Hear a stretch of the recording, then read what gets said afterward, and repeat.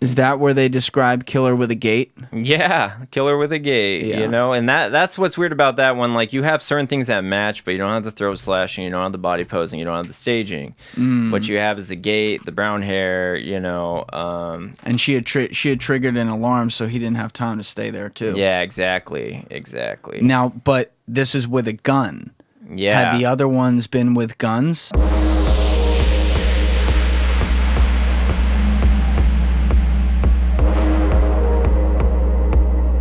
What's cooking, everybody?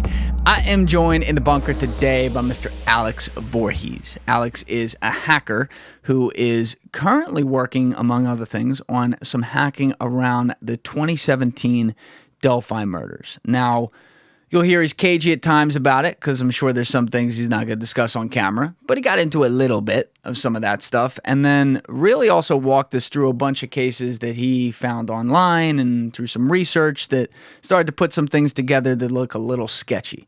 I'm sure not all of them are tied, as he said himself, but it's worth looking at, and some of them very well could be. So that was a fun conversation, and I hope you guys enjoy. Now, if you are on YouTube right now, please hit that subscribe button, hit that bell button, and as always, would love to see you leave a like on the video and some comments down in the comment section. To everyone who is on Apple or Spotify, thank you for checking out the show over there. If you haven't already, be sure to leave a 5-star review on either one of those platforms. That's a huge, huge help, and I look forward to seeing you guys again for future episodes. That said, you know what it is.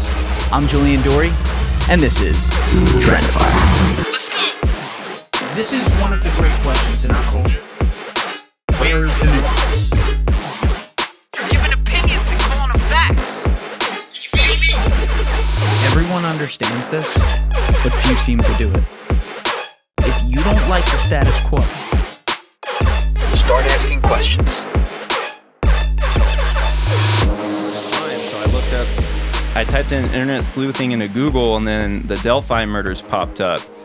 And the Delphi murders. Can you explain what happened here? 2 girls died in February 2017, and one of the victims, Libby German, so is Abigail Williams and Libby German. One of the girls took a video of the murderer before she died, and so it blew up. You know, because of that, because it's just so eerie, the video of him walking towards them and everything. So they were on the Delphi trails or the Delphi historic trails in Delphi, Indiana. So they were like hiking trail, basically. Yeah. And this was their bodies were found on February 14th, 2017. Yeah, like a day later. Yeah. So I noticed there was a lot of noise around that murder. So I was like, you know, I'm not going to do much. Like, if there are any clues, it's not going to be online. Like, it's going to be some, like, traditional detective work. So I'm like, what I can do is search for murders that I think were committed by the same dude. And I came across one. What made you think the guy committed other murders? He's professional, man. It's like, dang, dude, he got away with all that. It's like, it just seemed like, to me, my gut instinct said it was professional. They had done it before or done it after. And there would be some similarities somewhere, you know, that would pop up on Google somehow. So I found one. Did you? I'm sorry. I just want to stay on this for a sec for people that aren't familiar with the murders. Did you think that because of the nature of how he did it? Because he basically, the killing. I think one of the girls, he was 1 inch from decapitating her. Yeah. And then the other one, he stabbed in the heart and in the artery in the neck. So it was viewed as someone who's done this before. Like this was a tactical killing. Yeah. And that's kind of what had you thinking like, okay, there's got to be other cases that we find a similar way that he murdered people. Yeah, I'm like, you know, that it was just a hunch. I could have been wrong at the time, and I could still be wrong on that, but I looked for similar cases. I was looking, and you got to remember at the time, the cause of death wasn't known. This was beginning of 2021, so like January 2021. Oh, so years later, they hadn't said how they were killed? No, it just came out recently, so the rumors were correct. So I was going off rumors back then. So well, why didn't they they're say keeping what that was? The cause of death a secret, like they do in a lot of the similar murders I'm mentioning. So a bunch of whack jobs don't, try to get, free Motel 6 for the night in jail, basically, or whatever reason they want to go, to jail or get Copycat detention. killers. Yeah, you know, they're trying to stop that, and also if information does come forward, they like are able to verify stuff, like fast track it, because they're like, yeah, that clicks, yep, that clicks, yep, that clicks. So and they got more of that still, but more's known now than it was previously, for sure. But back then I was just going off rumors and stuff. So I was looking, I typed in double homicide. I'm like, let's see what other double homicides are out there, you know, just, you know, for the hell of it. So I was going on the states around. I started with Indiana first, and I started with the states around. So I hit Kentucky, double homicide. It was Bill and Peggy Stephenson back in 2011. Yeah. Now, they had, I just want to make sure, they had released the video, the 1 second video of the killer on the trail that was caught on some footage years before, right? Like, they released it after the murder actually happened. Yeah, not till 2 years later in 2019, I think. Oh, so they waited 2 years to release that video. They had the picture they released first, and the video came like way later. And we'll explain why that's important in a minute. So Bill and Peggy Stephenson, you found their murder, double homicide in Kentucky. Yeah. And so I was looking for info on that. And right off the bat, I saw some similarities because the cops were not saying the cause of death, and they said things were staged. So I'm seeing staging, posing, body posing, and I'm like, that's kind of weird. What is that? So staging is like where you stage a crime scene after the fact. So like somebody's dead, and let's say you put a Christmas tree over their head or something. That's like staging, you know. It's like you're trying to like you're tagging draw attention off the fact. And then body posing, you know, goes without saying, like you pose them after the fact, you know. And so this one hit a couple, you know,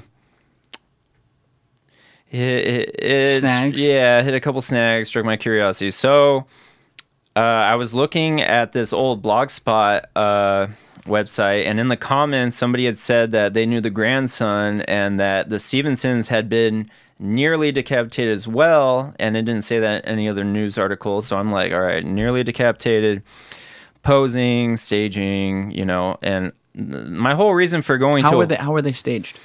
I don't know. The cops haven't said that. They just said that the whole things were moved around in their house. You know, furniture was just all out of whack, and they didn't give away all the details, but they said it was staged. And they said the same thing about the Delphi murders as well. There's something staged where he left the bodies. Yeah, okay. Robert Ives, he's some sort of law enforcement, but he was saying that it was staged, signatures. So I didn't know about the posing other than the rumored text at the time. So going off that comments that hit, I'm like, dang, we got one, dude. Like, and you know, far less noise than the Delphi murder. So I'm like, you know, less noise. I could probably see a lot clearer over here where it's away from all the craziness over there on the Delphi murders. And, you know, I clicked a site on, what was it? It was Reddit, a news article about them, right? Peggy. Bill and Peggy. Yeah. And somebody was making like a out of whack comment, like all cryptic. And the thing with them is there wasn't any other weirdo comments on their death. Like Delphi. What was the comment? He said that they were swingers, and somebody asked him what he was talking about, and if he was implying there was more than one murderer, and he's like, I already said too much, like all cryptic. Like he was just like going all wacko. So, you know, I showed my brother, and he's like, a bunch of weirdos on the internet. I want to look into it. Like, it's, you know, it's whatever. But I was thinking, like, Delphi gets a lot of those comments, like, daily because it's so popular. I'm like, Stephenson's, you know, it happened so long ago.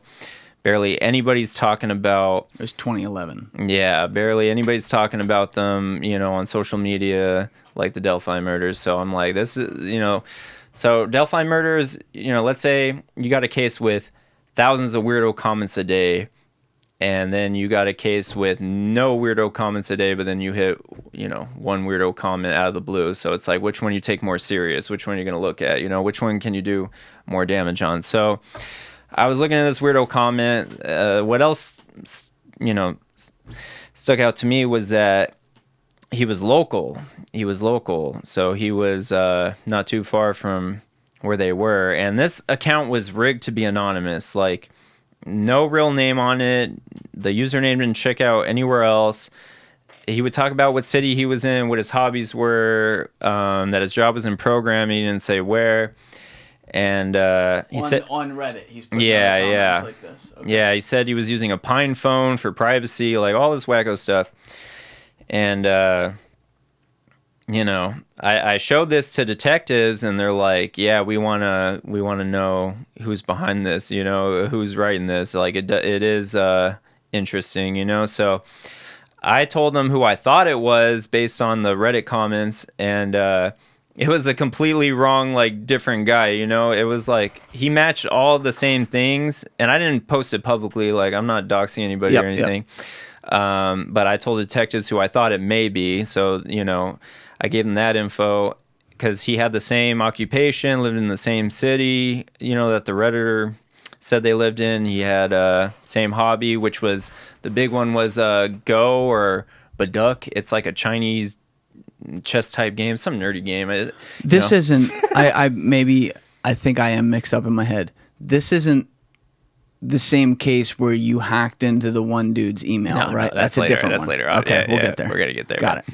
So, I gave him that info, and this guy, the Reddit account, knew that people were looking for him, right? So he deletes his account, right? It's gone like a week after I reported to police. Like, everything deleted, dude. So I didn't hear back from police for about a month, and I'm like, you know what? Like, I had a hunch that something wasn't quite right. Like, it wasn't, I didn't have enough to be like, yeah, this guy's the one who did that, So it's not like I said he did or anything. It's not like police went over and like arrested him or something. They probably were going to go talk to the, the poor guy that I turned in, who I thought it was or whatever. So there was a GitHub site. It's not up anymore, but you could look through a bunch of deleted Reddit comments and posts, like of deleted Reddit accounts too, right? So I put his username in there. Wait, how does that work? It just like scrapes all the data off Reddit, and it plugs into Reddit's API. It does like all sorts of weirdo stuff. So anytime something's created on Reddit, it archives it right away. Sick, dude. But they deleted it. They got rid of it because people were complaining. They want people seeing like their old porno comments on Reddit. If they delete their account or they so they deleted it. Yeah, GitHub got rid of it for I think it was privacy. GitHub. Yeah, because it was running off GitHub or whatever. Now is that going to be available somewhere else on the dark web? It'll be somewhere on the surface web, most likely. Like, somebody will make their own version of it. It's probably already up right now. On the what web? The surface web? Yeah. Like, right. Google and that's the everything. term for it? Yeah. I didn't even know that. My term for it. I don't know if it's a real term, but it works for me, dude. But I went through like 2,000 comments I was reading, like looking for any clues, and I hit one. He said a username. I'm not going to give out the username because it'll give out his name or whatever, but the username for his Baduk club or whatever, like some Baduk app. So I typed Chinese game. Yeah, so I put the username into Google, and a Baduk club came up in Ohio, like near that part of Kentucky or whatever. And from there, I got the Baduk Club's Discord. So I go in the Discord, I add myself to the group or whatever, right? And I look through all the members, and his full name is on his username. So now I had his full name, right? And wait, how did you know it was him? Oh, because it was the same username. At this point, yeah, same username. At this point, I don't know that. It could be someone that just happens to have the same username that plays the same game, whatever, right?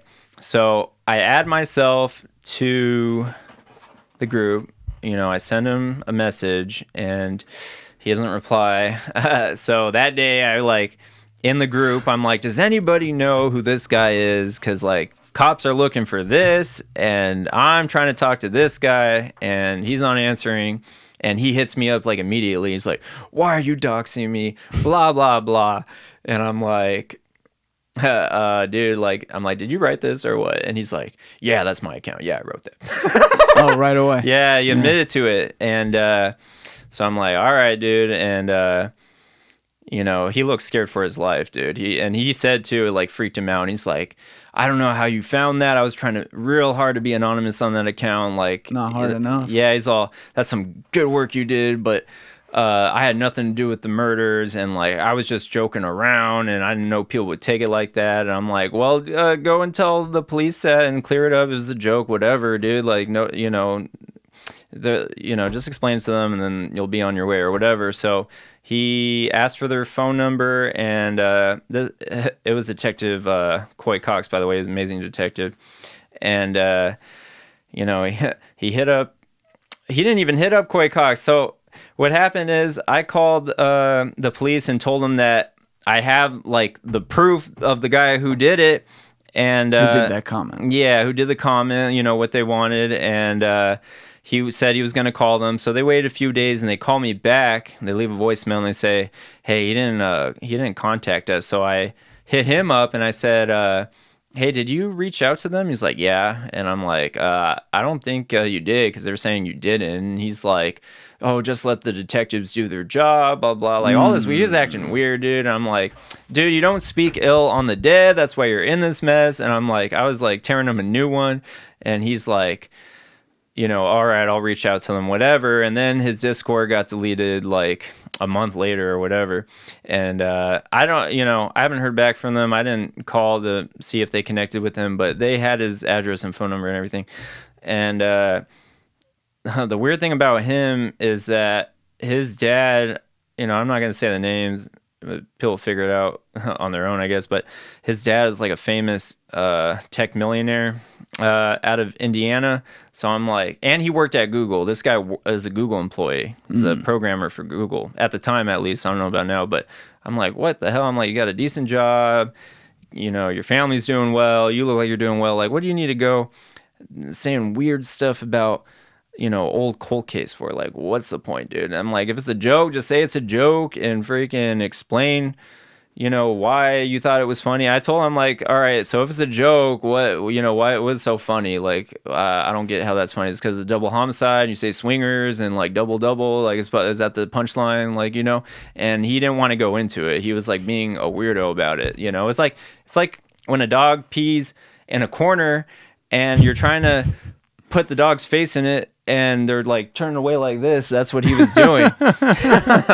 So I was like, all right, yeah, something's going on here. So whatever, they took care of it, whatever. And then, I took a couple months off because, true crime, it's like a rabbit hole, dude. Like, your mind could get burnt out in there.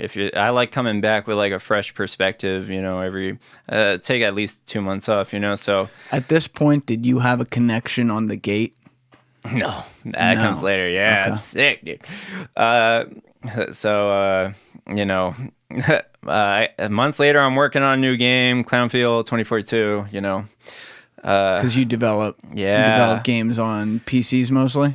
Yeah, only for PC. I haven't hit the console or mobile gaming market yet, because PC is the easiest to get to. When you do console or mobile, there's extra stuff you got to go through, licensing stuff, extra permissions you got to get, extra middleware you got to get. You got to optimize everything more, make polygons smaller, everything run faster so it doesn't burn up your phone. How do you make a game so fast too, like you do? Oh yeah, because I do asset flips basically. What does that mean? It's like DJing for games, but it's more frowned upon than current DJing.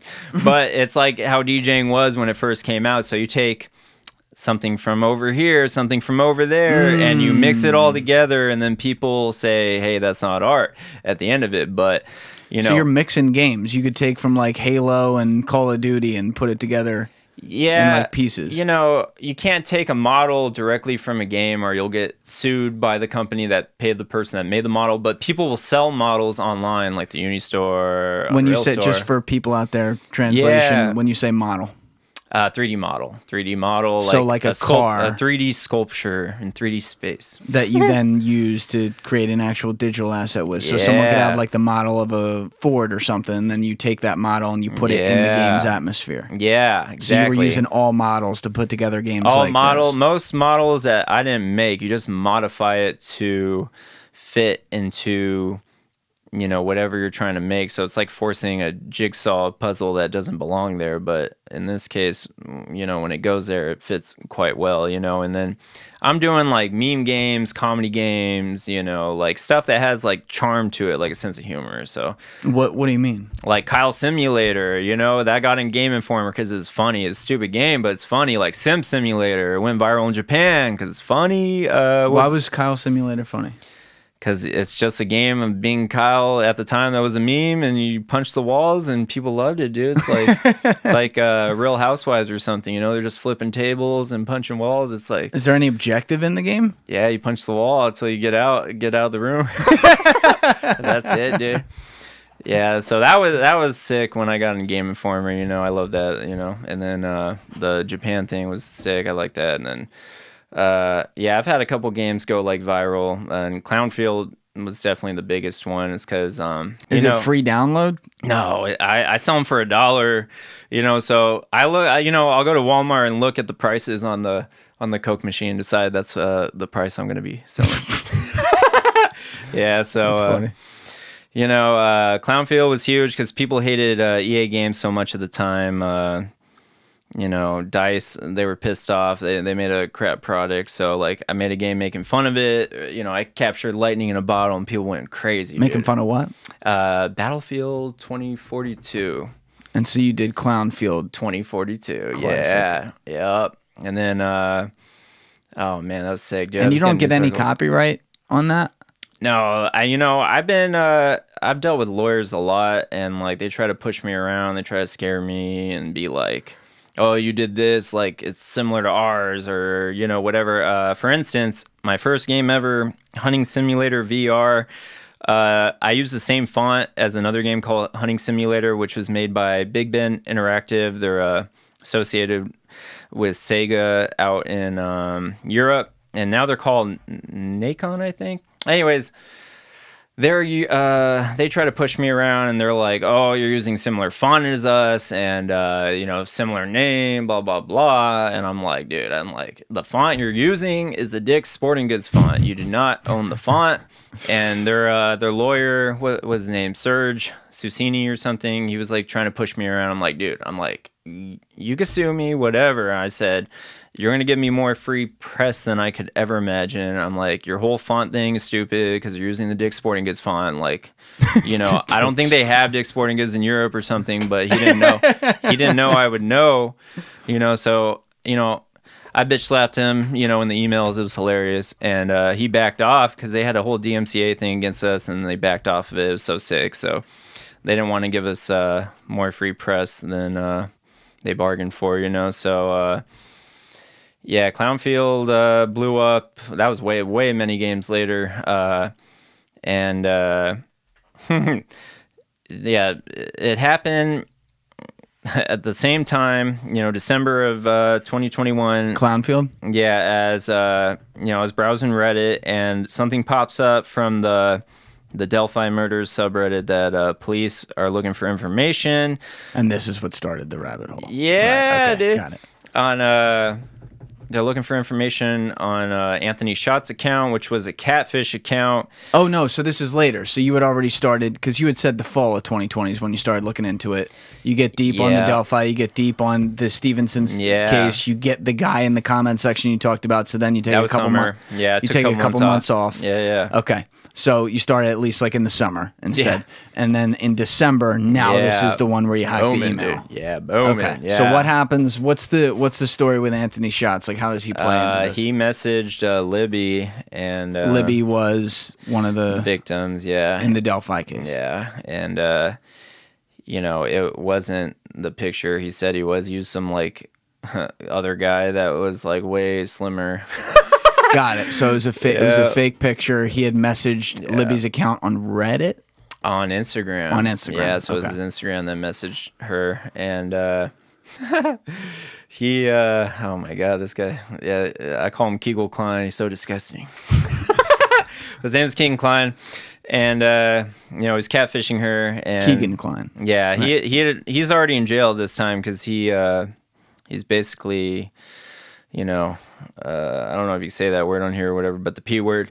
And Right. so he's messaging her and all that. And Because she was like 13 or 14 when he was yeah, messaging and he's her. pretending to be someone younger too, younger looking. He's like some model or something who didn't know that he was using them. Yeah, he didn't know his pictures were being Yeah. used. And so they're looking for information on this account, and I'm like, damn, dude, like, this is my thing, dude, catfishing and finding out information about stuff. So They were looking for it strictly because he had messaged her. Yeah. And it had been somewhat romantic. yeah, so they wanted all interaction, anybody that interacted, with him, anybody that met up with him, got like duped when they met up with the catfish account.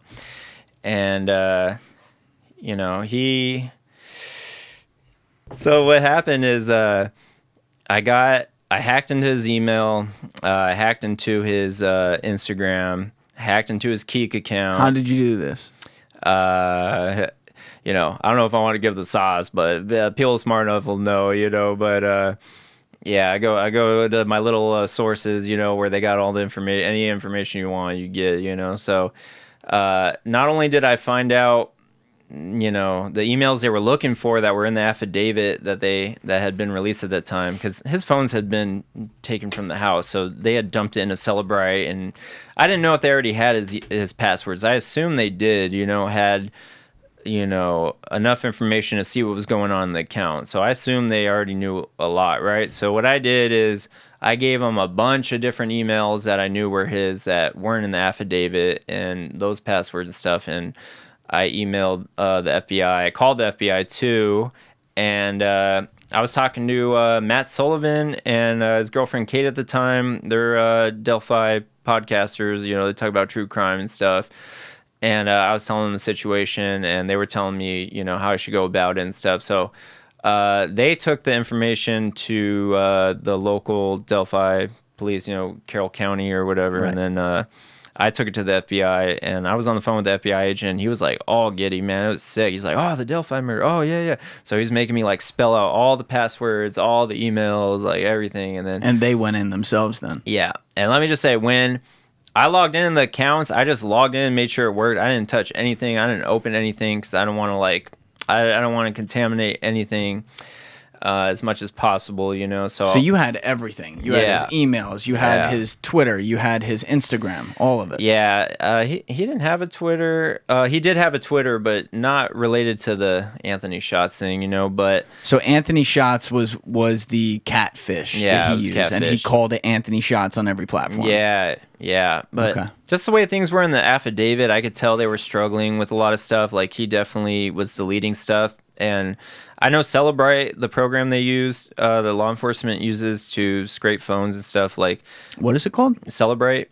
So what does it do? It, like, you plug a phone in, I don't know exactly how it works, but you plug it into a machine or their computer, and when you text somebody on your phone or use an app or whatever, it saves hidden stuff in your phone, like files like that are just like gibberish or whatever, that it saves like pictures that you receive or whatever, and messages that you receive. It's all saved like deep in your phone that you can't really access when you're regularly using your phone, If you don't have the phone, you can never, if you're law enforcement, you can never get that information. Yeah, exactly. Right. Okay. So, you could be messaging somebody on Instagram and have a back and forth and delete your Instagram off the app, like delete the Instagram account, but there will still be traces on the phone of that interaction. And he tried to wipe all his phones and stuff, but it was still on the phones, dude. So like they definitely had a lot of stuff on him, but I could tell by the affidavit that it was mainly like the stuff ripped from Celebrite. It didn't seem like they had access to a lot of stuff, but I gave them all that, and Matt said he noticed like changes, like his Facebook and stuff. They were changing stuff and privating stuff, and like, so I definitely think it helped him a lot, but we go a few months later, and I didn't hear anything back or whatever. I didn't expect to, because I know how police roll with that stuff. But did you think, after you figured out who he was, Keegan, and what he actually looked like, because he was a bigger guy, when you look at the video of the alleged killer, which is like it's literally 1 second long, but it's long enough to get a couple strides in. I'll put it in the corner of the screen for people to see it. The video that was taken on the Delphi Trail the same day as the murders. You know, he's wearing baggy clothes, so it's hard to say, but he does look like a little bit of a bigger guy. So I don't think it's him. But when you saw it, did you think, oh, this might be him? No, because the theory around it was that guy, he was, catfishing girls for photos, and he was selling them almost like a kind of subscription service for bad people or whatever. Yikes. So the theory was young girls too. Yeah, somebody hijacked his account or, somehow tricked him, manipulated him into being like, hey, let me meet up with these girls, or what's going on with these girls over here, and then basically used that person's infrastructure to get them to the bridge, and then they think they're meeting a model. That's the theory, and it hasn't been proven. Wait, hold on a second. Hold on. I was thinking of the wrong thing when you were starting to explain that. You're not talking about Keegan. You're talking about the killer. Yeah, I'm talking about the killer used Keegan's infrastructure to lure the girls, thinking they're going to meet, this is model. What people were thinking might have happened. Yeah, exactly. But it didn't happen. That's not what happened. It hasn't been proven either way, and, nobody knows for sure, but, that's the thinking sure wasn't that Keegan is the guy on the bridge, because it doesn't really look like him. But he's in prison, or he's in jail, I guess, like awaiting trial now for like child pornography charges and shit. So he's a full-blown psycho. Yeah. The Keegan guy. Oh yeah. Okay, so it's not him. But when did you, and I'll put that video in the corner again so people can see it, but the thing that was noted in this very short video, where you at least get to see the alleged killer take a stride or two, it's clear that he has some sort of a gait, which could be a limp, but it also is like the way people walk. Some people walk on the outside of their foot with the feet open. Some people are more likely to walk inside rather than neutral. So it can change how you like hop off the pavement. So you notice that in some way he has some sort of gait, which other people obviously online were now talking about, and you're like, okay. Yeah, that's another thing that hasn't been proven either way, because it's a rickety bridge. People are like, he's just walking weird because of the bridge. He's just walking weird, the video's not long enough to tell if he has a hitch in his right leg or left leg or any hitch at all, so, but if you look up online, you type in gait, whatever, right leg, whatever, for Delphi, a lot of people, that's like a common thread, a common theory that something's going on weird with his walking, Yeah, they were trying to say like, oh, maybe he was in the military and he had some sort of injury or things like that. Trucker. But none of that's in any way proven or even possibly true. Yeah, and law enforcement doesn't even know themselves, I don't think, for Delphi. But well, when did you start thinking like, okay, there could be a connect there with other killings, like if someone had a gait? I came across a post that, I'm not gonna say what site it's on or whatever. I'm trying to find out who's behind it right now. But a person mentioned a gait on the right leg, and the thing that stuck out to me was that they mentioned it way before the video was released, so like a month after the murders. So this thing just hit it. A lot of things clicked in this person's comments, and the person that made this comment, they were an anonymous poster, but thankfully the site still logs, IP addresses. Which site? I'm not gonna say it right now. I gotta give it to law enforcement first, Yeah. But it's gonna be out there soon enough. But he said his psychic friend had told him all this BS, Yeah, he's like, everything was like, my psychic friend said this, my psychic friend said that. And usually there's a lot of those type of comments out there. I don't think anything of them most of the time, but this one stuck out to me. A lot of things clicked. So he made a comparison. He said, my psychic friend told me he did is it the Evansville or Evansdale? I can't remember. Which one was that? Iowa, 2 girls missing. Everybody thinks the same murder as the Delphi. Oh, I'm less familiar with that. I may have looked through it when you and I were talking. Yeah. Let me pull it up. Yeah, he made mention of that. Evansdale murders? Yeah. let's plug that in. So the commenter made mention of that. So this was Evansdale girls 2012. kidnapping. Okay, under investigation.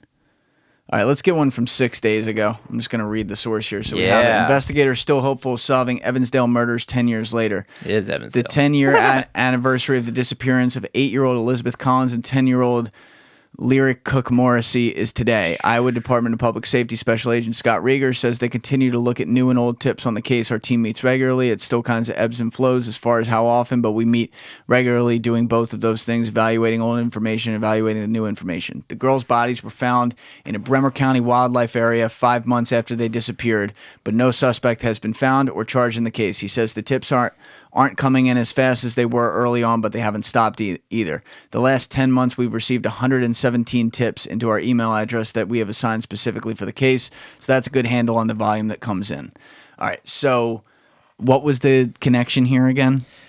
So that's one thing that stuck out to me, right? So that's not enough. The commenters talking about this. So all I got is a Gait. I got Evansdale. And then he said, also, there's an Oklahoma connection, incident, blah, blah, blah. And so I look up Oklahoma. I type in body posing Oklahoma. And sure enough, somebody with throat slash, body posing, staging. And I'm like, dang, it's a case of Pastor Carol Daniels in 2009. Pastor Carol Daniels.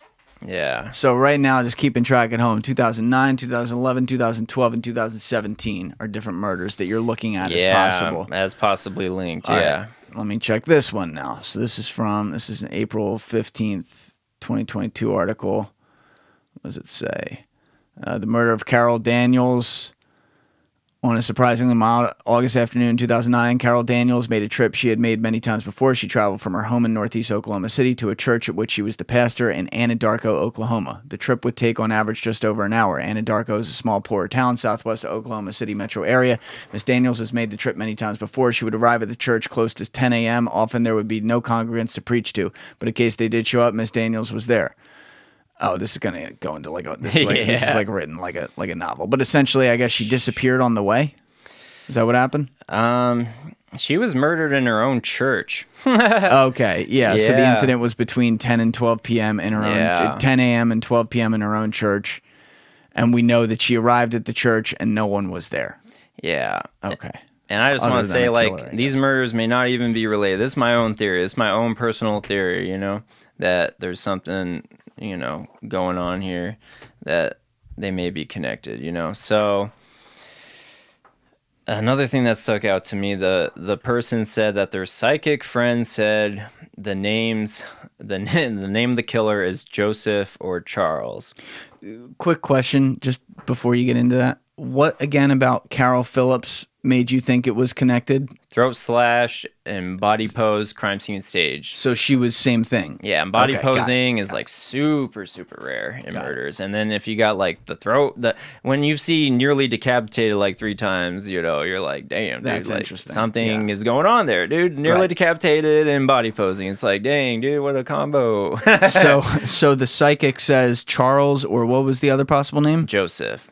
So the psychic saying in the comments, or the guy saying in the comments that his psychic friend is saying that the killer was named one of these first 2 names, which could be total bullshit, obviously. I know. But, and then it clicked to me that Joseph and Charles were the 2 main suspects of Jack the Ripper. So I'm like, you know what? This guy may be a Jack the Ripper fanboy doing all this post-mortem mutilation, along with the posing and stuff like that. So I'm like, dang, this guy's like kind of trolling, But, in your mind when you're reading this, are you thinking to yourself, the person behind this account could be the person doing this? Yeah, or knows who did it. So, all these things are clicking, and, I'm thinking I may be schizo, and it could be just another whack job, and I'm like making things fit that shouldn't fit, but it's enough for me to like at least want to know who's behind this, And I still don't know who's behind this account, but I will find out. I'll tell you that much.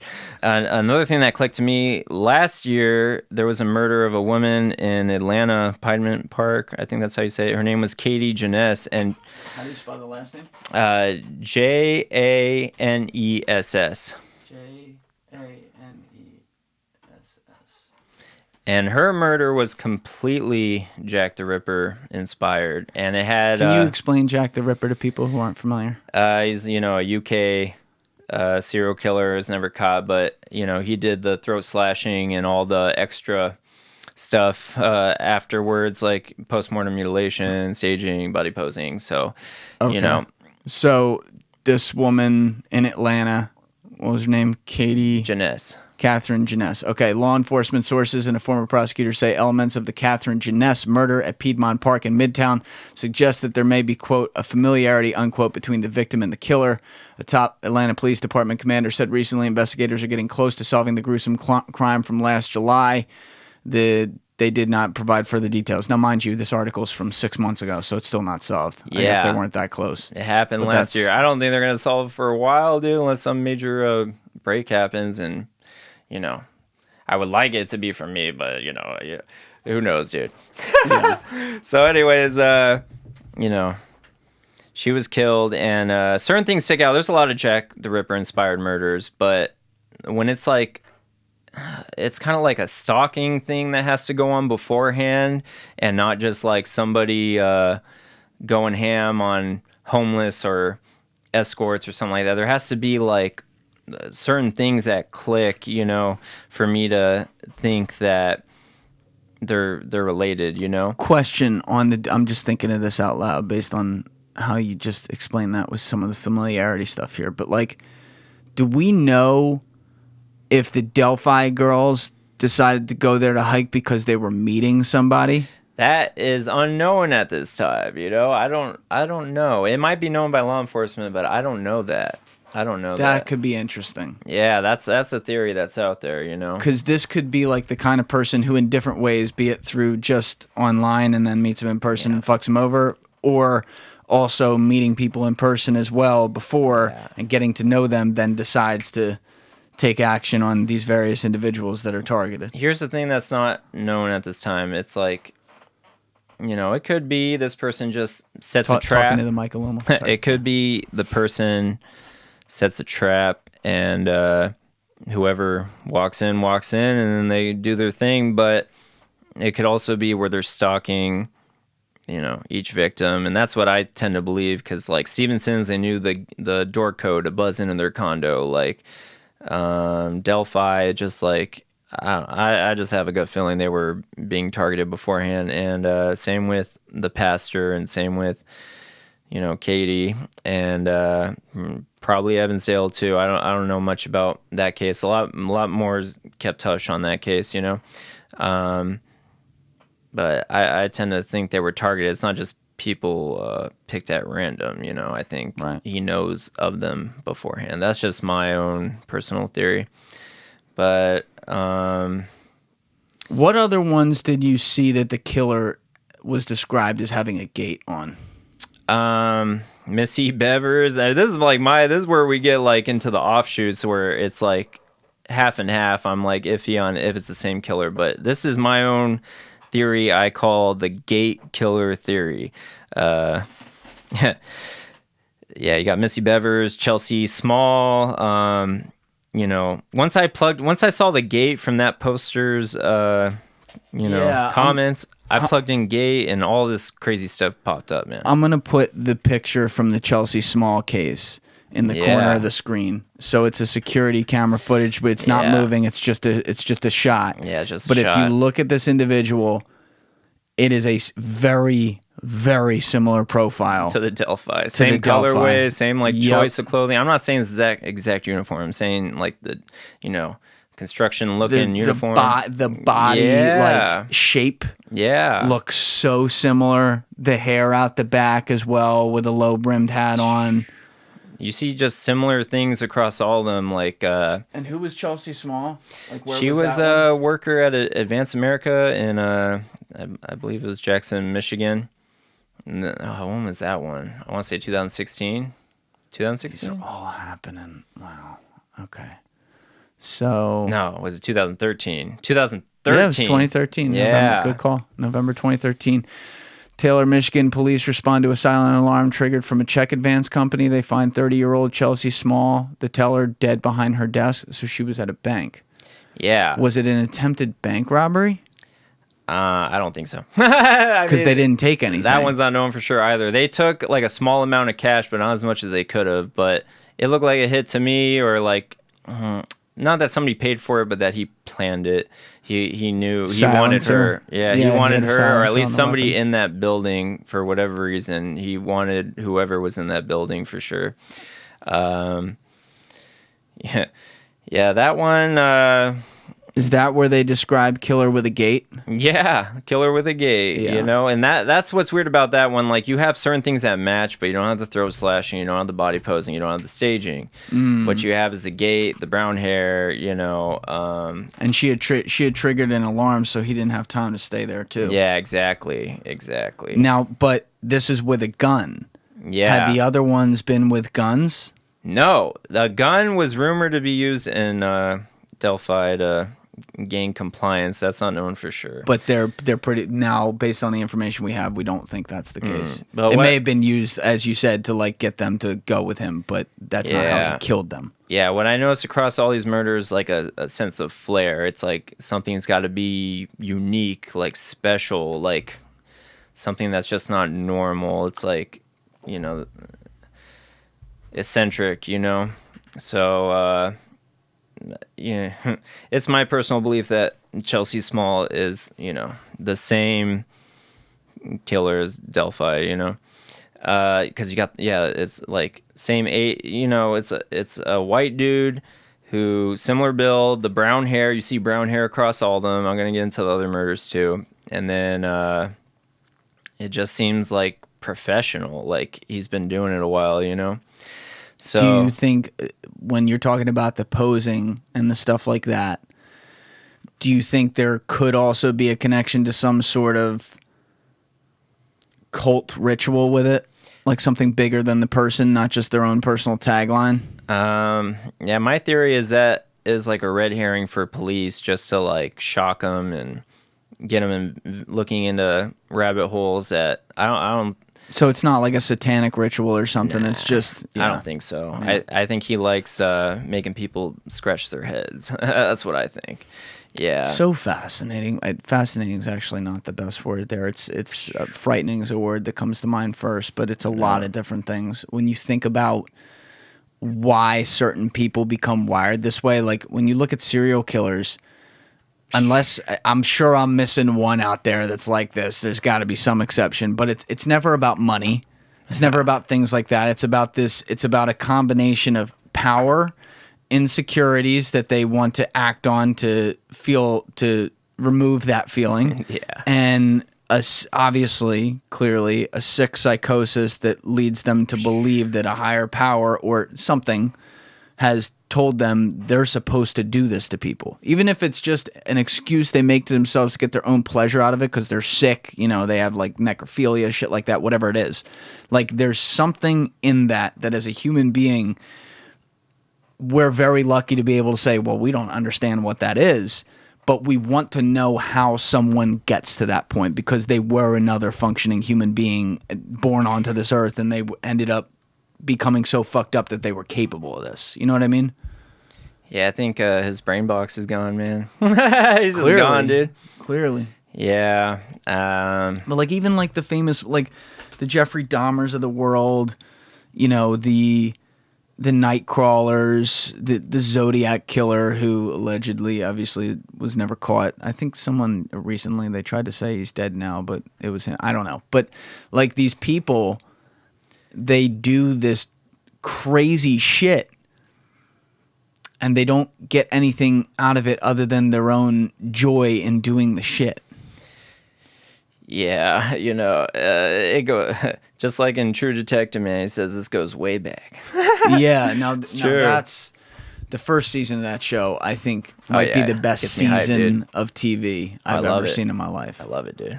It doesn't get old. It's so fucking good. Like if people haven't seen that, I mean, Jesus Christ, go watch that. Man. It's incredible. But that was like, it's been a while since I watched it. That was, spoiler alert if you haven't seen it. That was like there was the family down in Louisiana that was tied to all this satanic shit, and they were doing like ritual killings. Yeah, in that case. Lovecraftian stuff. Yeah. Yeah. Which is that's even like another level to it. But again, that's not what you view this guy as his own. Yeah, he just solo soldier. It's flair over religion, flair over occultism. At least that's how I view it. I could be wrong on that. But how many have there been? Like, you seem to be the guy making the tie between a lot of this stuff, but these true crime podcasts, like the one you were mentioning, there's so many of these out there now that just sit around and talk about cold cases, and they help solve some of these things. Yeah. I can't think of examples off the top of my head, but I've seen stories before where it's like, oh, it was solved because of a podcast. You're gonna love this one. A murder has actually been solved. Like, someone's been put behind bars that wasn't murder because of the Delphi killings. Because somebody called on their neighbor. I forgot what state it was, but they thought somebody had murdered like somebody, or well, that's usually what happens. Somebody murders somebody. So they put in the call, and it turns out he did murder that person, but he wasn't the Delphi killer. So the person. But they were calling about the Delphi murders. Yeah, they said they thought it might be him.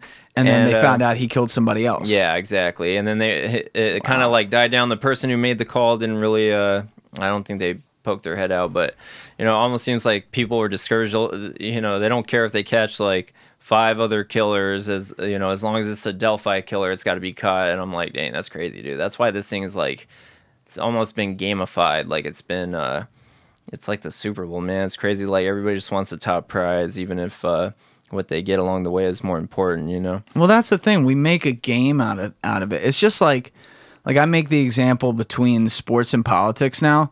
It wasn't like this when I was growing up, but like now politics are like the worst side of sports. People they're rooting for like their favorite player and their favorite team, and they get so fucking provincial over it. And it's not like you're tailgating on Sunday, getting drunk, having a good time, and getting in fights with people, verbally in that case, hopefully, where you're just fighting over teams, and then you go to work on Monday. It's like no, like they carry this with them everywhere. And to me, like, now you look at crime stories. I mean, you saw what happened with the Gabby Petito thing last year, which I was tracking it too. That shit was wild.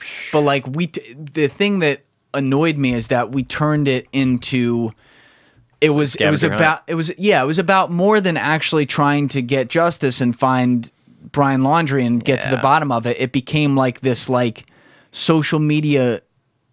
I don't want to desensitize it, but people did like it became this social media like meme war sometimes, and it became like Team Gabby, Team Brian. It's like, dude, like a young lady was murdered here. Like this is some serious, like, I go back to thinking about that, and I'm like, imagine being her family. Like, she's with her boyfriend, and her boyfriend, like, that's one of the worst things that can happen.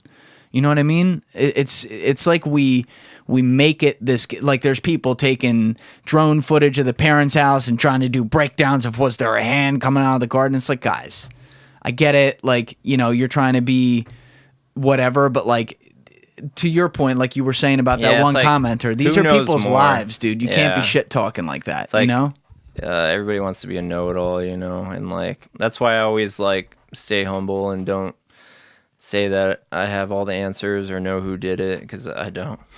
Yeah. But, theories are one thing, but having something tangible is like what you want.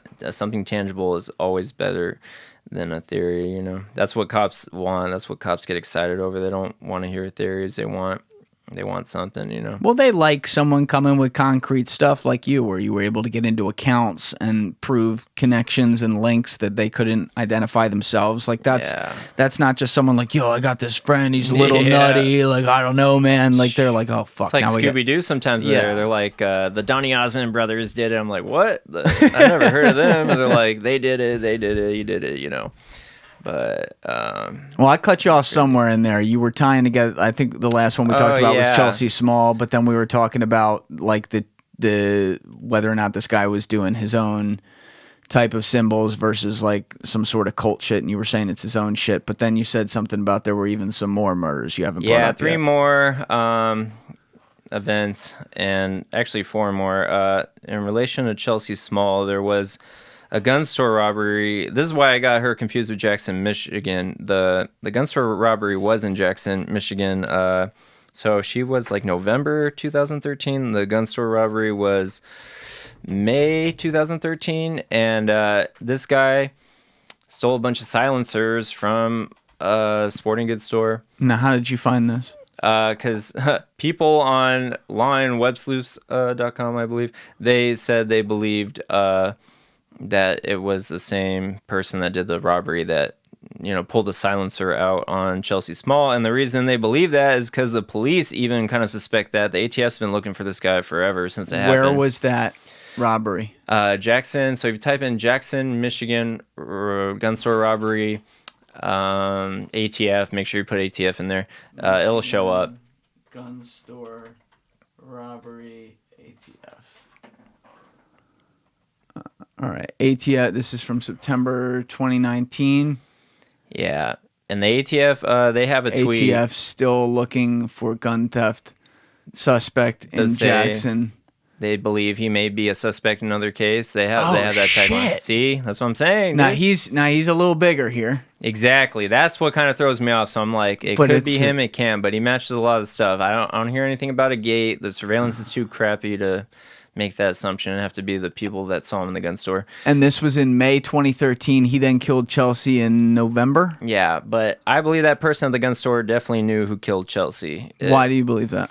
Because even the police kind of think so, because no other homicide had happened with a silencer in that whole state. Like one of the detectives on Chelsea Smalls. Wait, where was Chelsea Smalls killed? Michigan, same state as the gun store robbery, months later. So I believe that guy knows the killer or is the killer and just did meth or something, lost a few pounds, whatever. The but thing he's is, associated with it. Let me play cynic though on that one. There's so much on the black market with guns and gun pieces. Like, if I wanted to, and I obviously don't, but if I wanted to commit a federal crime right now and go get myself a gun silencer, I'll bet I can take out my phone, and I can find three AlphaBay. people in there that are going to get me to the source or be a source right away. Yeah, most likely, man. You got a point there, but yeah, in 2013, they still had that stuff going on back then, but. Did they recover the gun from the scene, or he took it? No, he took it with him. Right, so they never recovered any of those silencers ever. So they can't measure like the serial numbers. Yeah, or anything. that's another. It's like a what if, and it's like a maybe, big maybe on that one. But either way, I think Chelsea Small's killer is. My own theory is that it is the Delphi murderer for sure. Just because the colorway, choice of everything, man. It's like, dang. That guy does that. When you look at that shot, I'll put it in the corner again so people can see it, and I'll put it next to the image that we have of the Delphi murderer. It is obviously they're both blurry. The Delphi murderer is from farther away, but the shaping, it's creepy. I mean, it definitely.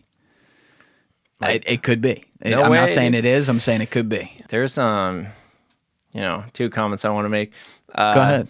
One, I think he kind of looks like Michael Moore, and two, he's kind of like in the gun store robbery. That guy's trying to dress like the guy from No Country for Old Men, the serial killer hitman hybrid, but he's like the plus size version. He's a smart value version, the great pantry version. That is true. That haircut, there's no doubt about that. He's a weirdo, dude. Dude, I don't.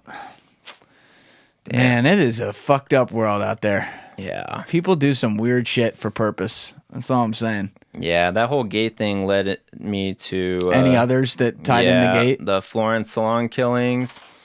I forgot what state. Florence, Florence. Florence salon murders, got it. Okay. Yeah, I forgot what state that was. Was it Missouri or something? Some of them. Yeah, okay. You see... 20 years ago. Yeah. 2001, so this is a little off timeline. The other ones we were talking were... more recent. I think the oldest one was 2009, does that sound right? But this one the newest one was 2017. The Great Bend and Florence, I'll get into Great Bend a little bit, they're kind of like more on the outer realm of my theory of like they maybe not, but a couple things stick out. The Gait, brown hair, like he dressed like Jack the Ripper for that murder, so it kind of plays into my whole this guy's a Jack the Ripper fanboy, Well, that's the other thing. This is where it gets wacky. If the quote unquote killer from the other ones we were looking at is ripping off Jack the Ripper. Jack the Ripper is a famous killer, so the things are known about him. There could be several different copycatters. Exactly. Just like the New York Ripper, which I don't believe has any relation, maybe whatever, but exactly. So, throw a Great Bend in there too. That's on like the outer realm, mainly because the timeline and like it doesn't have the body posing or the staging, but those are possibilities. You know and minus the husband, what was it, Penny and oh yeah, that one's more recent. Stephenson, that one. But minus the husband in that, these are all women. Yeah. All the other murders are old women. Guys. Yeah, it's all women, little girls. Like this guy's weirdo, never a man. Weird. Yeah, okay. It's all like, I'm guessing easier targets or whatever, but I guess, yeah. Yeah, another one that came up when I typed in the Gait thing was Honey and Barry Sherman, and that had Honey and Barry Sherman, another old couple. I fucked up that typing. There we go. The bodies of Honey, 70, and Barry, 75, Sherman were first discovered on December 15, 2017. At their mansion at 50 Old Colony Road. Yeah. Which was in Toronto. Oh, so this is out of country. Yeah, it was near the U.S. border. Oh, yeah, because this guy's doing shit in Michigan and Indiana. And it has the body posing, the gait. I'm going to take a wild guess, say he's white. And Toronto's white. How close?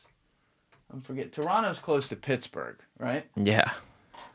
So let's see. I'm just pulling up a map on my end just to check out some shit here. Okay. Was it like 100 miles? Yeah, that's still dangerously close to Michigan. Looks like I'm eyeballing it. Looks like you could get to Michigan in at least a couple hours.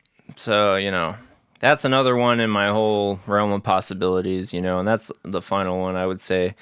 But it had the weird staging, body posing, the gait, and looked like a targeted attack as well. It wasn't some random thing. This guy, he was definitely gunning for them. And, oh, I forgot about Missy Bevers. That's another one with a gait targeted attack. Did we talk? You and I might have talked about her off camera. Yeah. Missy Bevers. Yeah. Let's pull her up.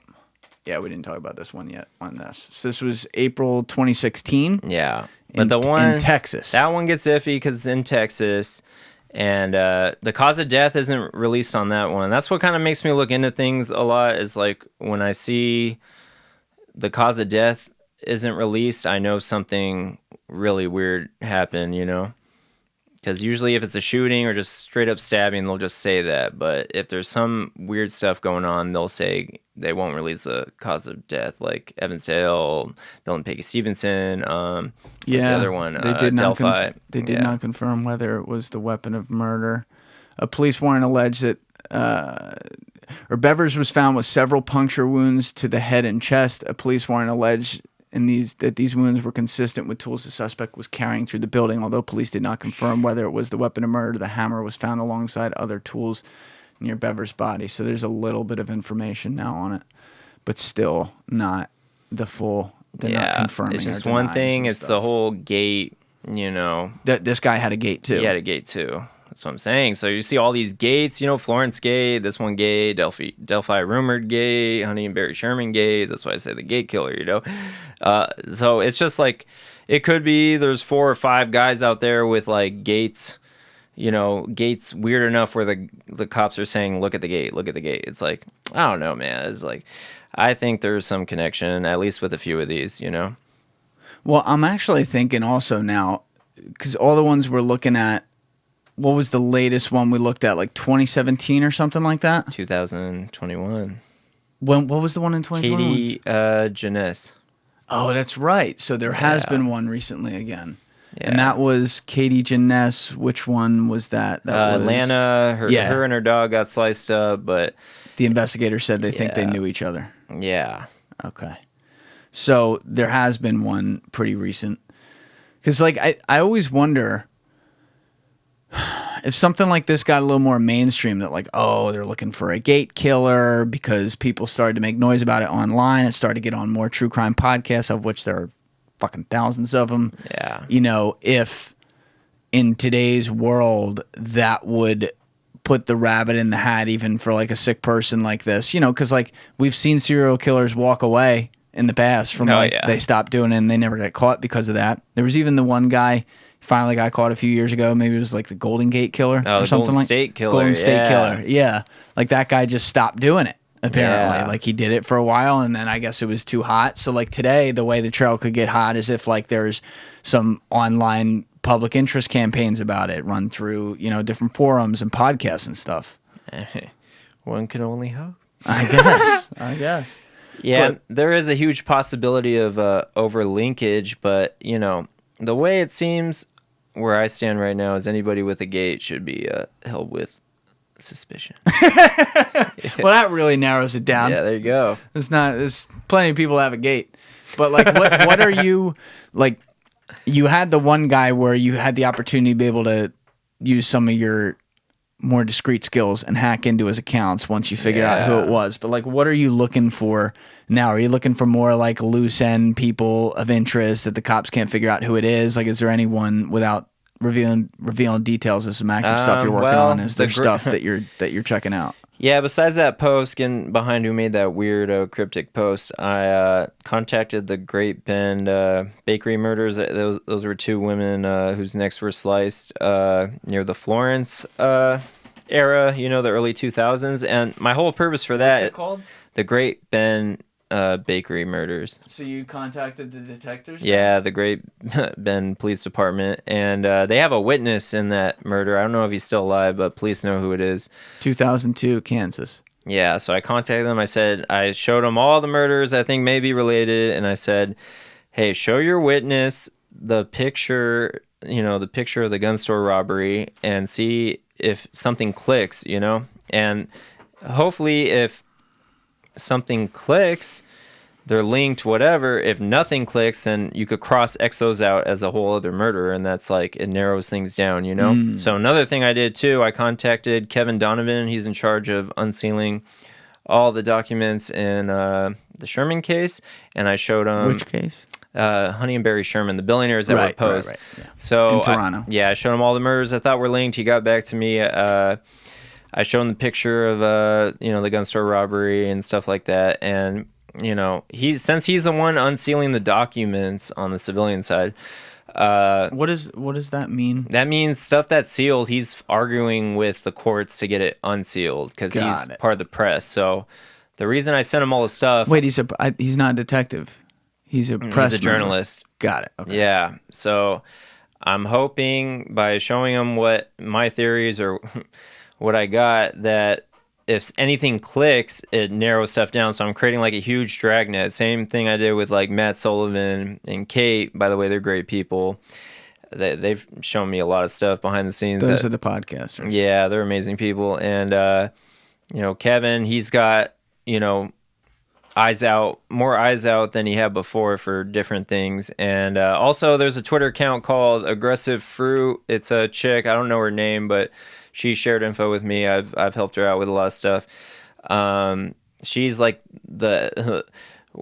probably the smartest person on the Katie Jeunesse case that I know of online on the civilian side. So I tell her all my theories, and she's got a dragnet out, looking for different things as well. So yeah, my goal is to just like get more stuff clicking, and whether it's over linkage or not, wherever there's less noise on older cases, you could hit like huge home runs when it comes to getting cops tangible leads versus theories, What really drives you to do this? Because we'll get into some of the stuff like in your come up through hacking and things you've done in the past where, let's be honest, like you've done some stuff where it's not on the law enforcement side, it's on the other side, right? Yeah. So like what, you said you got interested after the whole like catfishing thing that we talked about at the very beginning, but like you seem to also have a drive to want to solve these things. Is it as simple as the fact that like, unsolved murders, it's the worst thing another human can do to another human, and you feel a calling to want to be able to use your skills to help that, or is there something more to it? Yeah, it's like, it's cool because you could like do illegal stuff like dox people or hack, and as long as you do it within certain boundaries and tastefully, you get away with it. It's sick, dude. But besides that, it's you get to help families out, and that's nice. I don't care about reward money at all, if I'm being honest. And I like I know this guy's out there, and I know he's watching, and I kind of want him to be scared. I want him to be unnerved that he's got somebody on his ass, dude. Yeah, somebody that is like, just like some dude connected to the cases. You're saying? No, me.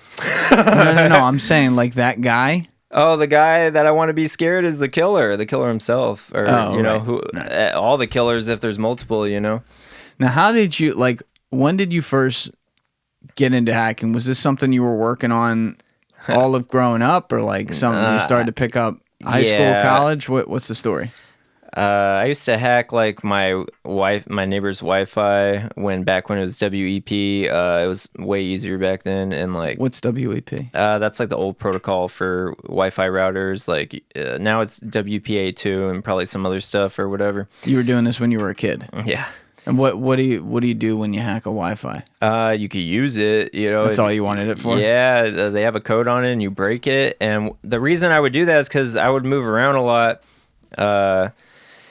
We get into a new house, and at the time was Verizon. The Verizon people couldn't come till 2 weeks later, so that's 2 weeks without internet. But the neighbor's Wi-Fi is like booming, so I would hack into it, and I would have Wi-Fi before the rest of my family. It was so sick, dude. How would you hack in? Use programs like Kali Linux at the time was pretty freaking solid, man. That was sick, dude. And it was all Linux stuff at the time. And then how for people who have no idea what you're talking about, how does that work? You basically run a different operating system on your computer that's not Windows or Mac. Yep. It's Linux. Yeah, yep. And it's preloaded. Depending on what version of Linux you get, this version of Linux was like preloaded. I'm sure there's better stuff out now. I don't really mess with Linux too much these days, if I'm being honest. But this one was preloaded with a bunch of goodies, and it had something on it that could crack the WEP codes at the time. So I would let it run, come back a day later, and it would crack the code, and then I would use it. And I would do SQL injections on like old, rinky-dink websites and get their databases dumped. And what does that mean, SQL injection? That's where like you mess with you basically like kind of confuse a website to spitting out stuff it wasn't supposed to spit out, So like what? Like passwords and usernames for all the people on the database of that forum or website, whatever. It was pretty sick, dude. So those passwords and usernames can include obviously emails and everything. Yeah. You have all their info in there. It's so sick, dude. So I did Matt that Cox would have loved this. Oh yeah, he definitely would have. Wow. Okay, so you would do that. Yeah, and then I did. There was this when I was a little older. There was like the Heartbleed attack. I did that the first day it was revealed. I did that on a couple sites. And what is that? Man, that was, I can't remember at the time, but Metasploit had released. Metasploit is like a real what they call script kiddie, like a noob program. And I am a noob when it comes to hacking. Like I just use what's available. I'm not like freaking a mathematical genius or anything like that, So I use that thing, and you basically shoot that at a couple websites, and it would spit out stuff it wasn't supposed to, Similar concept, but like usernames and passwords. Yeah, exactly. Or certificates, like stuff, stuff that was supposed to be guarded would get revealed once you spit the right stuff at it, Yeah. So were these different programs exploiting 0 days in the software pretty much? Yeah, at the time before they were patched, yeah. And it was a lot easier back then than it is now, for sure. Because back when I was dabbling in it, sites weren't as taken care of as they are now. They were just kind of like janky, There was a lot of forums from the 90s like still left over, so you can experiment with it. So well, how because a lot of people now use like Squarespace and stuff, like they won't build things from scratch. So how Amazon? That's centralized, protected then. Yeah, it's still possible, but it's hard. A lot harder. That's good. Yeah, it is good. Bad for you. Good for everybody else. But the way I do hacking now, I made a lot of friends in the gaming community. Like Voxy, who's from Bulgaria, he got arrested for breaking de novo. Berdyev, he's an asset flipper. De novo? Yeah, it's a DRM protection on games. It makes games run like really slow, but so when a game releases, it takes them a little bit to crack it, like, you know, a couple days to a month, but it makes games run slower. So it's like a third party software you get a license for, and it makes it so your game can't, like, you can't just like get the game files and put it online and people could spread it around. Like, it only works for your machine. It's only good for that PC, basically. Wait, what's the benefit of it? That it delays a game getting pirated, so there's more profit. And this guy was cracking it like crazy, dude. Oh, God, I was thinking something else. So this guy cracked it, and then he was able to get pirated. Yeah, like and he crazy. got arrested, and he's a good friend. I love Voxy, man. How'd you meet him? Through Discord. Oh, shit. Yeah.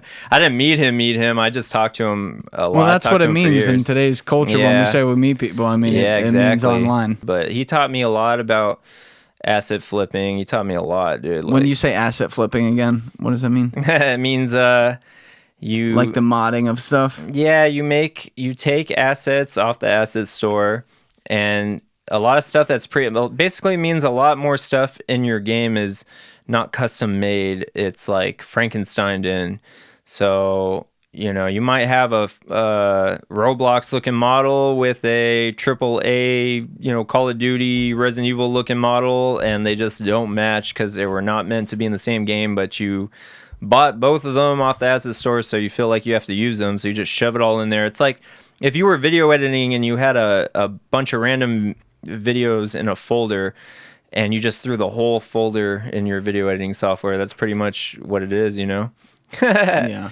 Yeah, but I love it because, you know, to polish a turd into gold, that's basically what it is. That's what music's about, sampling's about, like all that stuff. It's like, it feels like alchemy, dude. That's why I compare it to being a DJ or a beat maker, because you're taking stuff that wasn't supposed to be together and you put it together anyways and you make it work. And, you know, people bitch about it and stuff, but it makes money. If it makes people laugh, then, you know, it's a good thing. Right. Yeah. Recently I met the leader, talked online with the leader of Lapsus, Arion, and that guy's amazing, dude. I love that guy. Now he's like 17 years old, right? Yeah. He's young. He's smart, dude. He's smart as hell. Now, can you explain Lapsus? Like, Lapsus $ is the hacking group. They've done some wild shit. Yeah, they've been in the news, man. They're making bangers, dude. They hacked NVIDIA, hacked Microsoft, hacked T-Mobile, hacked Okta. Yeah, they're hacking everybody, dude. Like, but they know who Arion is, so how is he not in handcuffs yet? Because he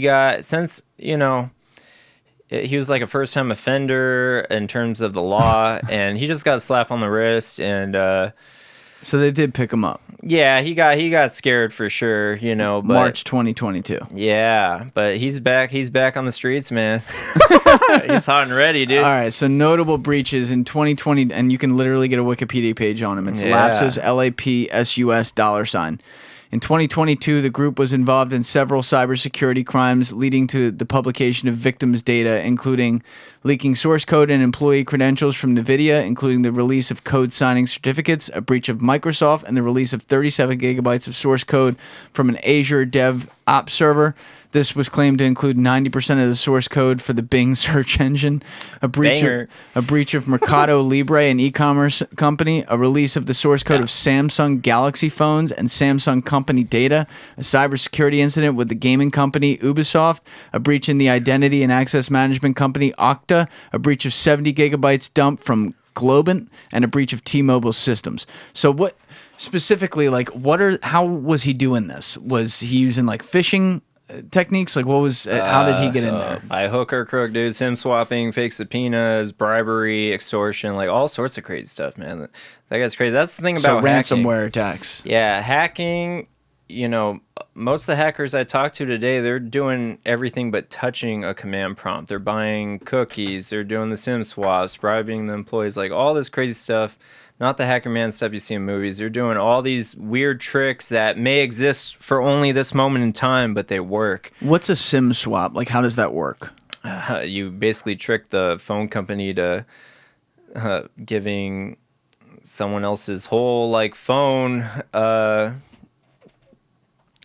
your phone, basically. Now, how would you do that? You know, in his case, you could bribe a phone employee. You could call them up, pretend to be the other person, and social engineer them, and they swap it out. Anyways, that's how like a lot of beats get leaked from rappers and stuff and producers. So they need some form of information. They need like the last 4 digits of their social security. They need their address and stuff like that. So basically they're using other hacking protocols to be able to scrape and get that information, and then they use that to do a full SIM swap. Just keep pivoting, just like the whole fake subpoena thing. And, you know, What's that?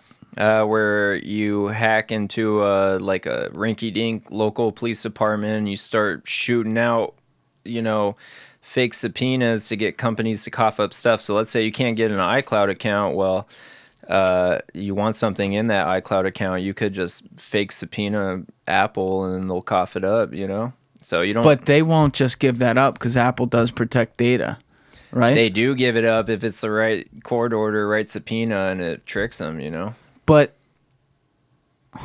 that's kind of weird because the San Bernardino thing, that guy was a terrorist. That was more at the hardware level, though, like the actual device. Yeah, This is the service side, you know? So they make a distinction that, because I would say, like, okay, the actual device has the hardware, so it has everything on it, but like an iCloud account has a fuck ton on it. Oh, yeah. So why would they just give that up? Because if they're always getting swarmed with requests, so they just try to make the best of what they got. So like if they get a bunch of requests in a day saying, hey, you got to cough this up because somebody's life might be in danger, they're going to do their best to like fulfill all those requests, you know?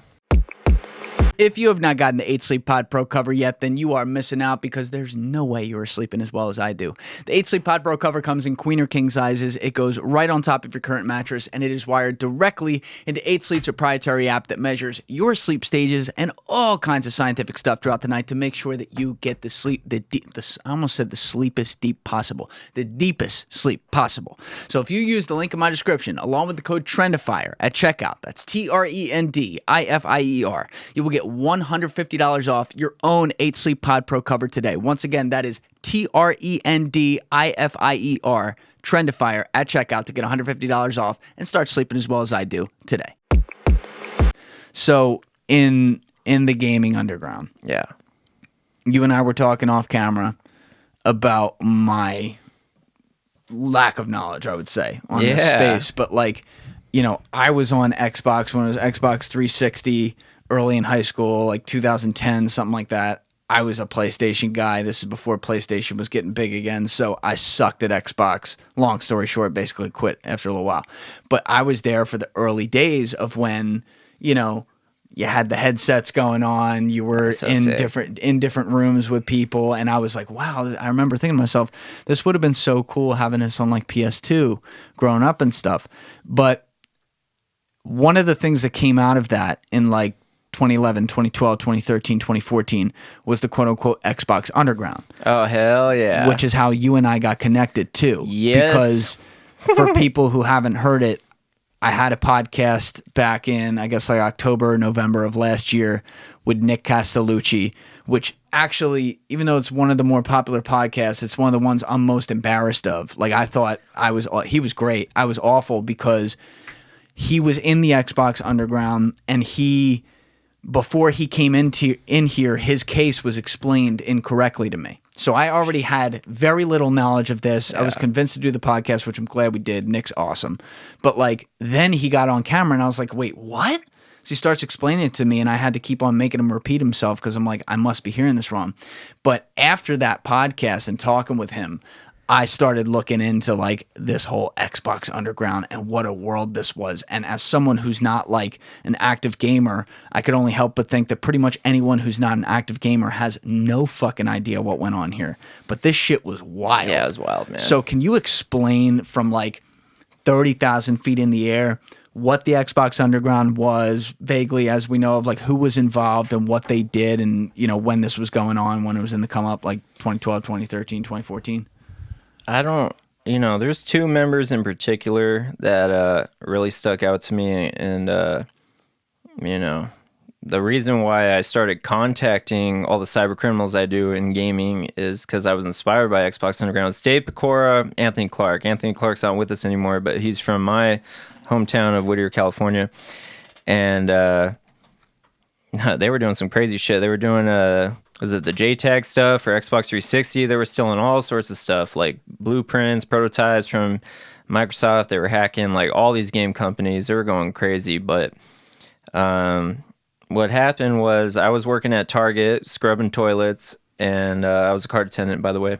And I read an article in the break room on Wired magazine about Xbox Underground, and it was probably like the most important article I ever read in my life. And none of this true crime stuff would be happening right now. None of the game stuff, nothing.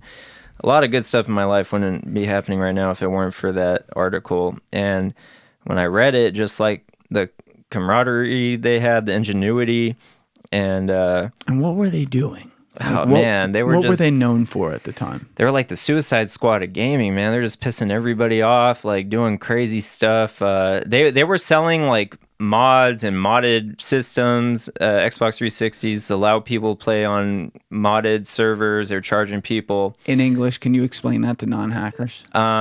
So they were making the game unfair by giving people access to special hacked Xboxes. They like hacked a chip in the Xbox 360, and they're allowing people to go around in Call of Duty, not being the people when they were playing Call of Duty, they couldn't die. They were flying around. They were doing all this stuff regular players couldn't, and they were charging people for that service, and they were making a fuck ton of money, dude. They were going ham, dude. And they eventually got caught up because they just kept pivoting to bigger and bigger things. It's always happens in cybercrime, man. You get carried away. Like, you hack one thing and you don't get caught, and then you're like, you just keep going deeper in the pool. Now, here's the other thing, too. So let me provide a little context for the people who are unfamiliar out there and the people who are familiar. But, like, where Nick Castellucci from episode 72 in here was involved among this was the one project that they worked on. The FIFA one. The FIFA one. That was an offshoot. That was Anthony Clark's deal, and that one pissed off EA Games real bad, but well, they didn't even know about it till the FBI told them. I know. And so Anthony Clark, for full context, who's one of the founders of Xbox Underground that you're talking about, who was involved in all these different projects, unlike Nick. Yeah. He is the partner that Nick, and I respected this totally, did not really talk about a ton on the podcast, and I'm going to keep some of the things he said off record. That guy's a martyr to me, man. Like, I love martyrs that just like make it to the top, man. He killed himself. Yeah. He killed himself during the court case. EA Games came after his parents. There's stuff that they don't talk about in the news, and I don't want to. I've been very careful not to even come close to breaking confidences, but I will say this, there's a reason why Nick did not want to talk about that much on the podcast I had with him, and it's not because he couldn't. And I know that it's something he does think about going public with, but Anthony was... He's a genius. He was, and he was involved in other things besides that. What was so interesting to me, and the saddest part, is that the case that he went down for that made him kill himself was this FIFA case, where Nick was one of the four guys, including Anthony, that was on brought it. him down, man. And that case, I can't speak to this other stuff. I'm going to ask more questions on like the Call of Duty thing that you were just talking about and things like that. But like the actual FIFA case, there is a weird law.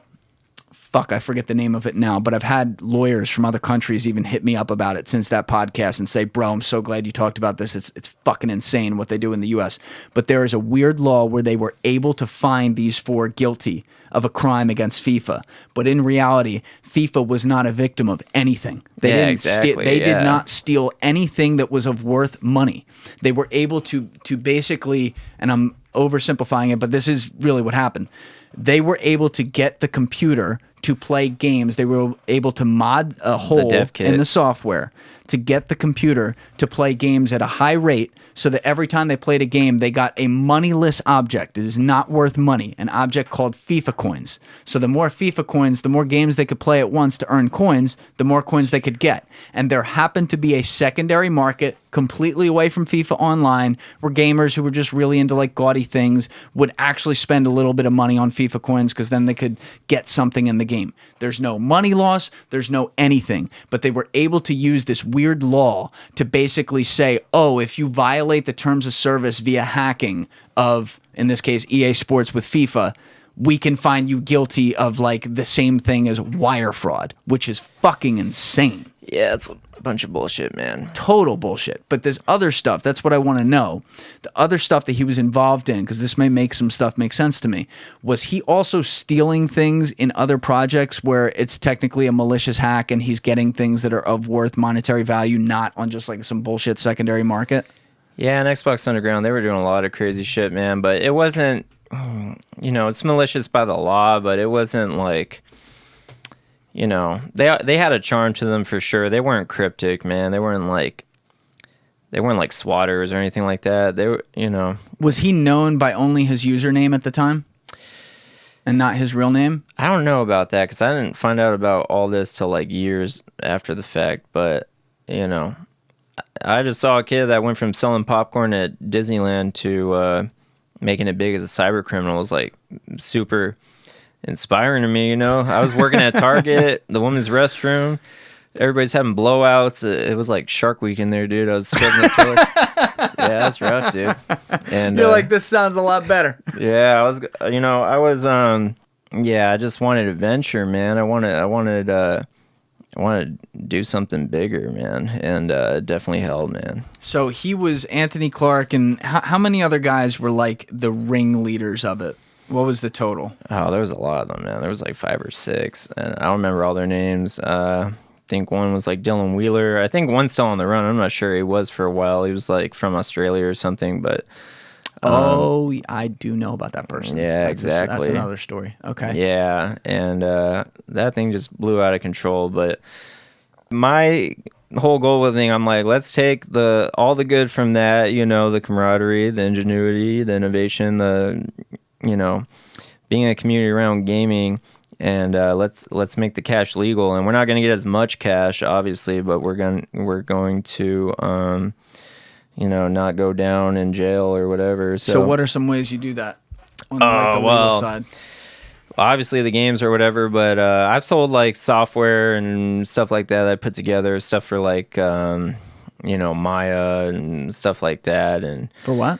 Maya's 3D software. Yeah. So are you when you say you put stuff together, are you finding like building on top of existing software and finding new ways to do stuff and then selling that asset? Yeah, like plugins. Like how you would have a plugin for like Adobe Premiere or whatever. Yeah, stuff like that. But which is what they did. I understand what you're saying now. Yeah, that's what they did. They just did it where they would then use it and get, in some, depending on the project, some illicit gains and then sell that for profit and basically steal from the companies. Yeah. And that's not what you do.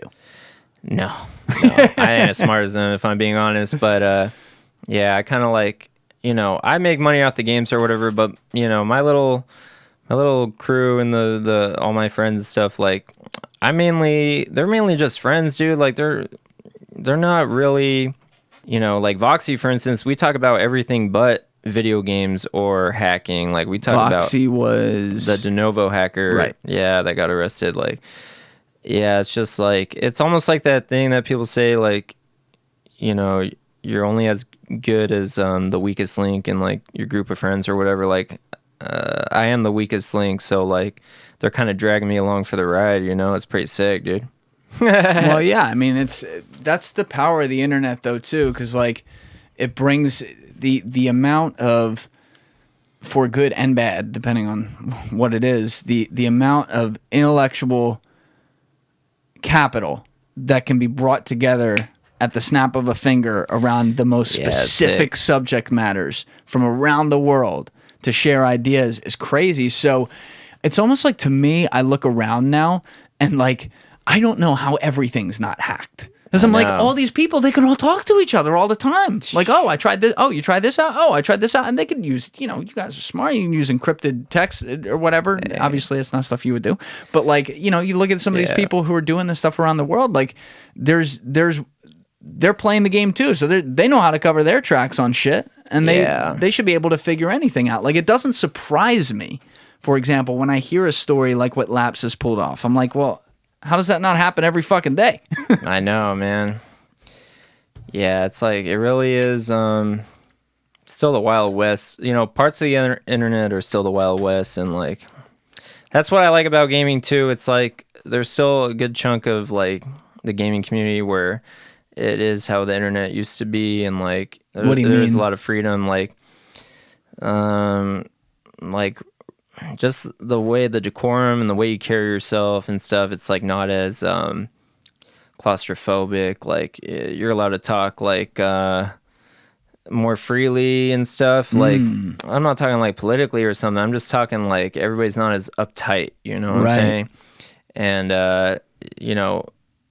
hacking and cyber criminal stuff, it's like not as frowned upon as it is in other spaces. So like, well, people are less, to me, and correct me if I'm wrong here, or in your experience if I'm wrong, but like, people are far more open still on platforms like Reddit and platforms like YouTube comments and stuff like that, where there's no faces or you can be anonymous, versus on like Instagram, where it's like your profile and this is who you are. Yeah, for sure, man. They get out of hand sometimes or whatever, but I just want to say, if the YouTube comments, man, if you're gonna attack for this one, no need to defend me, man.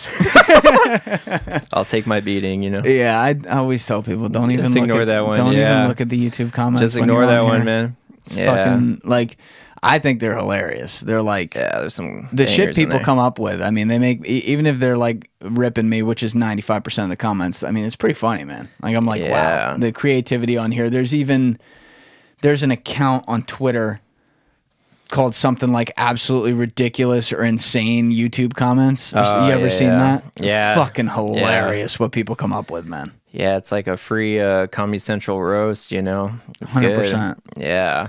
But what else, like, what's the next frontier here? Like, let's talk about some actual hacking that goes on. So like, the common ones that people are aware of that seem to happen a lot are phishing, right? So people will send you an email or a text and you click the link, or then when some of them, it's just you click the link and you're good. They're good, like they get in, or other ones you actually have to fill out info that they use. But like, what are some major vulnerabilities that are becoming in mass now among like the hacking community that normal people, like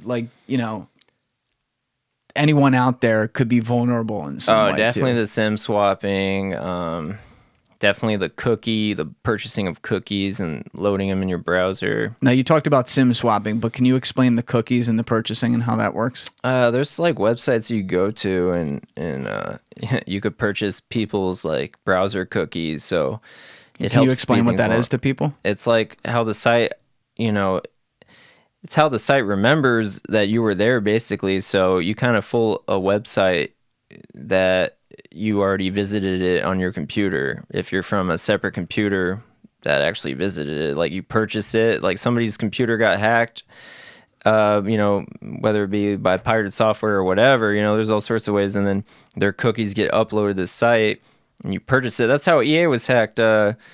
Last year, I believe, somebody purchased like cookies for like $5-10, and then so someone's EA's stuff was hacked. Yeah, their cookie information was then put up for sale.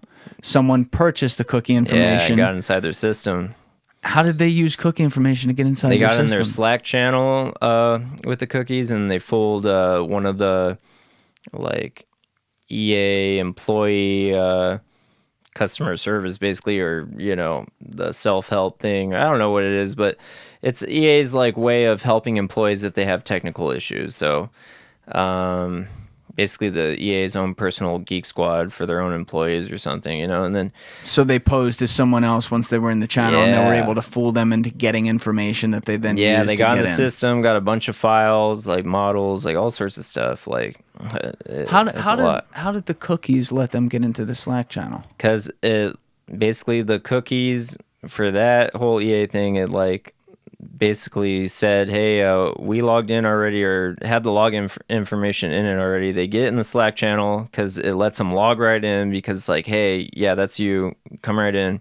Get in the Slack Based channel. on the data from the cookies. Yeah, the cookies that they loaded in. And then...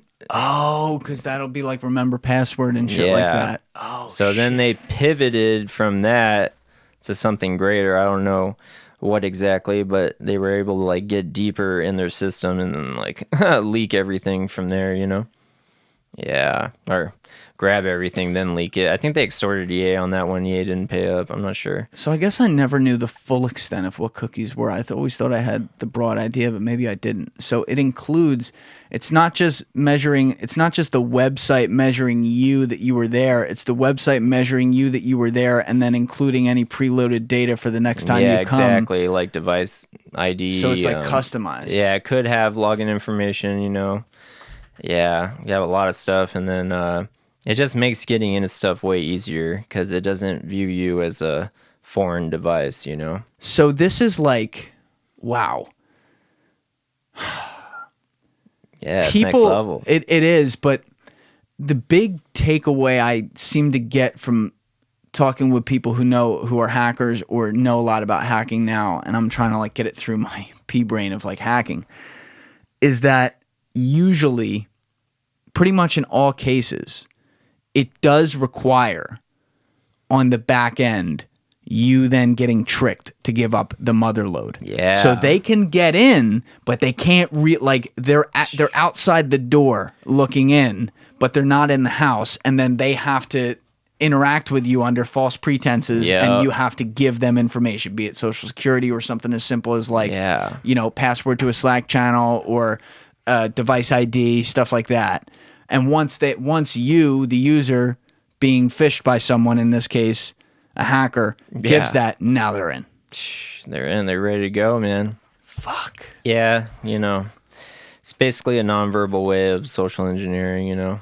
Yeah, if you watch if you go down the hacker rabbit hole, you just hear that term thrown around like all the time, social engineering, social engineering, social engineering. But yeah, it's all about tricks, man. And you get the same result with multiple types of tricks. So, you know, you got an arsenal, you know, a whole arsenal, whatever is hot at the moment, you know, things change all the time. So something that works one year might not work the next year. Same with months or days or whatever, you know. Yeah. So you mentioned cookies. You had mentioned the SIM swaps earlier. We had talked about that. What else are you looking at across the space? Oh, like up and coming? Shoot, dude, I can't even begin to guess, man, because I'm more like follow the leader on that type of stuff. I see what's like popping at the moment, and that's what I'll use, you know, but I'm not the one making these 0 days or these methods or whatever. I just see that something works for somebody else, and then I use it, you know? Yeah. Now, this on another note, totally separate thing. I just thought of this, though.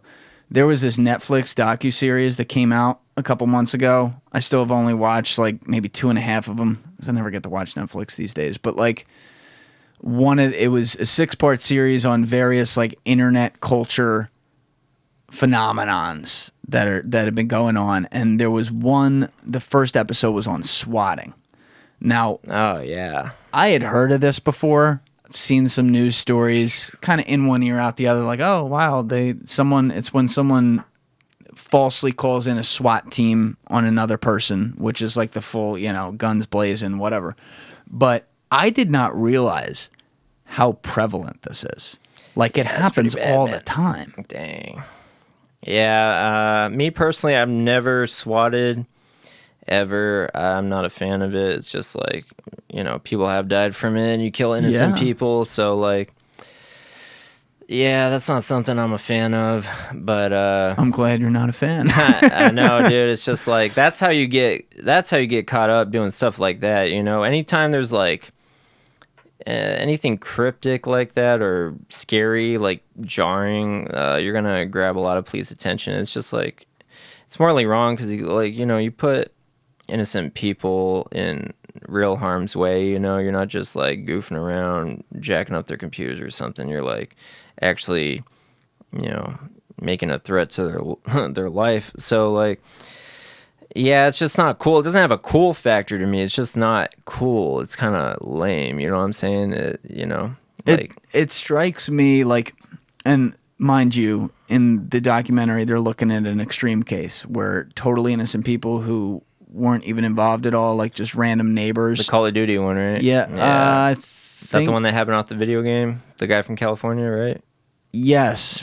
I'm trying to think of it because he did a bunch of them. I'm trying to think. Yeah. This was the one where the people in Kansas where the neighbors were murdered because the doxed kid gave a fake address. Yeah, that's it. I'll tell you one thing about swatters. They all have like, if you see a mugshot of a school shooter or before the shooting picture and they have those bug eyes, that's what a lot of swatters have, dude. They're like... That's what I'm saying, man. Yeah. When you listen to some of the recorded communications and when you listen to some of these people talk, the emotional disconnect that these people have is nuts. Now, a lot of people these days have more dry ways of talking. I would actually say you're definitely one of them for sure. Yeah. But like, there's a lot of people like that. I'm talking about a whole different level to where people are almost talking like they have, I don't know if this is the right way to describe it, but the way it comes across to me is like a subdued schizophrenia. Like they have no concept of reality and they do this shit for fun. Like that case. No guilt. Yeah, that case, it was the person, they were fighting over a dollar bet on a Call of Duty game. And so this dude who was a known swatter online behind some username was somehow involved. And the kid who was on the wrong side of the bet, who was getting yelled at, hit him up like, fuck you, by the way, here's my address. I dare you, bitch. And he gave his old address. So the people who lived at the address are some randos who have nothing to do with gaming. And the SWAT team shows up and a cop shoots the guy and kills him. Yeah, that was jacked up, dude. It's fucking unbelievable how, and like they have no sense of feel over it. They're like, oh yeah, that's what lives and dies IRL, just because they're on some fucking computer playing games. I can't wrap my head around that. Yeah, and all started, with Pong, just the pixels going back and forth, and now we got like all sorts of craziness going on in gaming, man. It's like crazy, dude. It's like, wait, Pong with what do you mean? The pixels, the Pong, the freaking, what was that? The like one of the first video games ever. It was just like a couple of pixels, man. Then it evolved to this, dude. It's crazy, dude. Yeah, it's crazy, man. Well, I guess the last question would be: is there anything? You've talked about like your own end of it, the legal Xbox Underground 2.0. You're trying to build and stuff like that. But is there anything going on right now in a different light, like not an Xbox Underground or something, but like within the hacking community that you view as... Oh, I just thought of another question too after this. We'll keep going. Maybe I have something else for you. But that you view as like the new era rebels, like the stuff that's really making noise that we haven't talked about yet. I would say definitely AlphaBay's been making a lot of noise. Breach forums. AlphaBay? Yeah. Look up AlphaBay. It's like Silk Road. It's like the modern day Silk Road. That's where people get the credit cards, where people get any bad stuff. But they've been going pretty strong lately, and that hasn't crescendoed yet. It definitely will in the future, but they're going for like the longest run any cyber criminal market has gone for right now. And it's been shut down before, but one of the previous guys, he's running and he's evaded police. I think the previous owner like committed suicide in jail. And they said the other guy's saying he doesn't think it was suicide, but whatever. Like that's where a lot of hotspot stuff is right now. I know somebody leaked like a bunch of Chinese stuff on breach forums recently, like the biggest ever, and Binance, I don't know how you pronounce it, but a lot of the crypto places were watching for big transactions, going for that particular purchase of all that Chinese data. So, basically I see hacking. And what are the things that, like the specific, say, top line 3 types of things that are offered on AlphaBay? Drugs for sure, credit cards for sure, and just other like illegally gotten credit cards. Like the of other people? silencers you were talking about. Yeah. I'm sure they're on there. And I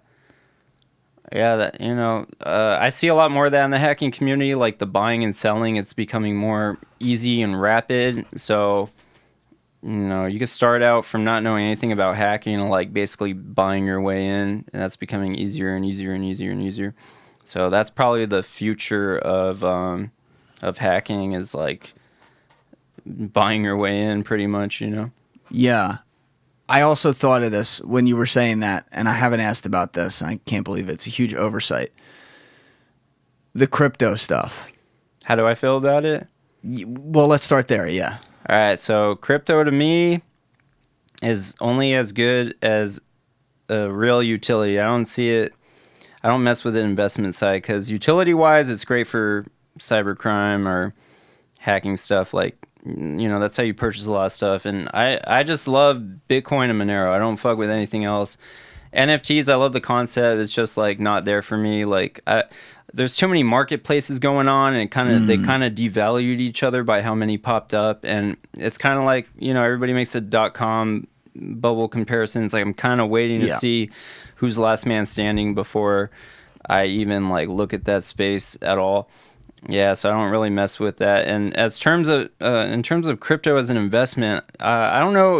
About MLM scams and like Avon Makeup, Herbalife, like all that type of stuff. Yep. I just see crypto as like a Herbalife car that just keeps coming around the block every couple of years, and people that weren't burned the first time get excited and get on board for the next round. But I do love crypto, for what it's meant to be used for, minus all the investment stuff. Like, I love it as a utility for anonymous payments, for anything. Like, people want to donate or support something politically that they can't normally. Like, it's great for that. Or like, how so? Because like Monero and stuff, like people can't track it. You can't be prosecuted or persecuted, whatever, for supporting something that's not popular at the moment, or like, because it's untraceable. Yeah, it's good for what it's meant to be used for. As an investment thing, it's just like, I'm not going to knock somebody for making money on it or investing in it, because obviously it probably will get bigger, but it is going to drop again. Like, that's a problem. There's a lot of false promises with the utility of it. They're like, this is going to be used in the metaverse. This is going to be used in to pay your bills. And it's like, no, it's not. It's like, no, you haven't figured that out yet. Like, why are you? They're trying to like cash their check early, and they do sell a lot of people on that. So I just like it for what I use it for. It's like, if you need to buy cookies, or you need to buy this or that, then you go and buy it, and it's simple, it's fast. You can't buy that with a credit card because the site won't let you or whatever. Like, it works for that, but everything else is just not there for me yet. It's too volatile. It's too much going on right now, Yeah. So I have to put a waiver on this, in that I haven't read it yet, but my friend Andy Greenberg, who was on this podcast, he's going to be on again, I believe in November or December, after his next book comes out. And I say I put a waiver on it because I just got sent it from his publishing company, an early copy, just to go through it. But in talking with him a little bit about it, the broad scope it's called Tracers in the Dark. I believe it's going to be out November 15th. And I've talked about Andy a bunch. As I said, he was on this podcast for number 99. He's a phenomenal writer. He wrote the book Sandworm about the Russian hackers a few years ago. He wrote a book on WikiLeaks and Julian Assange, because he had that whole story and everything. He was one of the big reporters in that. But this one, Tracers in the Dark, essentially the premise is that Andy figured out, I don't know if it's all, or I'll hedge and say the word most, crypto transactions are actually quite traceable by the government, and they actively have been tracing them for years. Bitcoin for sure, but let me say this. AlphaBay uses Monero. A lot of places switching over to Monero, so I don't know how traceable that is at the moment, but yeah, definitely Bitcoin, you're not safe from traceability, but in terms of a utility as like getting what you need, and you're like, let's say you just don't care if you're traced or not, and Bitcoin is just like, it is a utility because it's widely used, like it's widely accepted. It's like it was first to market, so it's like got brand recognition. Right. It's like it's there, you know. It's never going away. So for that, it's good, you know. But if you want traceability, definitely go Monero. Like, you know, I've heard of a lot of people lack of traceability. You're saying if you want lack of traceability, yes, yeah, go to Monero. Yeah, okay. Exactly. But yeah, a lot of people launder money through Monero, you know, when it comes to like carding and stuff like that. Like Monero's like always in the transaction somewhere, whether it's like Cash App to Bitcoin to Monero, like somebody else has hacked this or that, you know, they funnel it. So, a lot of times it goes through Monero, you know. And a lot of that shit happens out of Russia and Ukraine, right? Oh, yeah, Russians are smart. A lot of the carding. I mean, there's a theory that Russians are so good at reverse engineering stuff and, you know, so good with computers because during the Soviet Union, they like really went hard on engineering and computer stuff. And, you know, a lot of their kids and grandkids, like they were more fresh with it at a younger age than people over here. So I don't know. That's just a theory, though. I don't know that for sure, but a lot, like if you go to any gaming modding site or whatever, a lot of guys doing the reverse assembly of models and games and all sorts of stuff. A lot of them are Russian or Ukrainian, somewhere on, you know, in that part of Europe and Asia, you know. Yeah, there's a guy I'm going to be having come on in the next couple months who I want to ask him a lot about that because he was a major credit card scammer. Like, he had been homeless, and it was like the way he got out of that when he was a kid. And my understanding is that a lot, like the majority of the creation volume on the carding comes from that region, like the Russia-Ukraine region. Like I think I may be wrong about this, but it's like literally like in the bordering areas of both. So there's like some sort of overlapping network. I might be wrong about that, but I know it's from that part of the world. It's just so...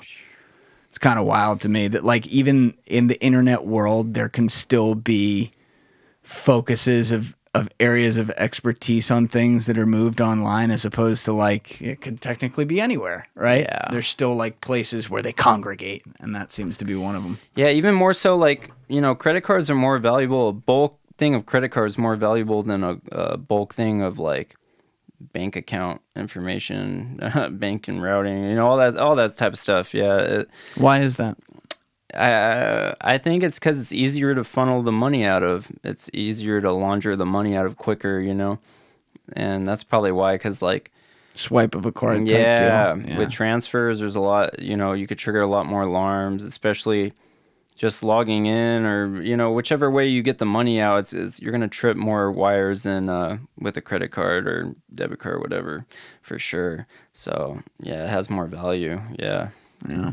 Well, that's an interesting, to go back to the crypto thing, that's an interesting way to look at it. Like, you seem to have a very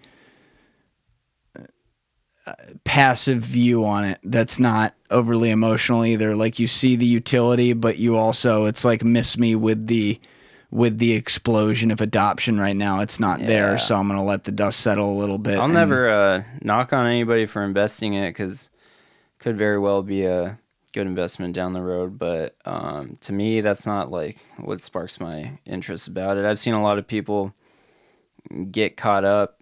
Usually a lot of people that get caught up with the investment side of it, and they're doing all the coins, everything but like the top 3 or top 4 or whatever. Yeah, there's like a lot of fluff in there that you know is going to come crashing soon. They're like, oh yeah, like they're just there for the whole MLM side of things, you know. It's like in what you're explaining to me, your whole, like, everything you're excited about, you're just excited about how far this coin is going to go up. Like, yeah, is this coin really going to have everlasting value? Is it like going to actually be used for something that's like widely adopted? It's like, no, it's like you're just waiting for it to go up and cash out. Like, you don't care what it's actually going to be used for. And people, everything's like on a promise, like this bank's going to do it, this game's going to use it, one store uses it, but we're getting more stores in the future, and then everything comes crumbling down, the coin goes away. Like, That's what I've seen mostly, you know. You don't have to name names, obviously, here or anything like that. But if so, have you seen any hackers that you've been involved with online or speak with who have openly behind the scenes launched coins that they're just looking to basically rug people? Oh, the rug people? No, I don't know any personally.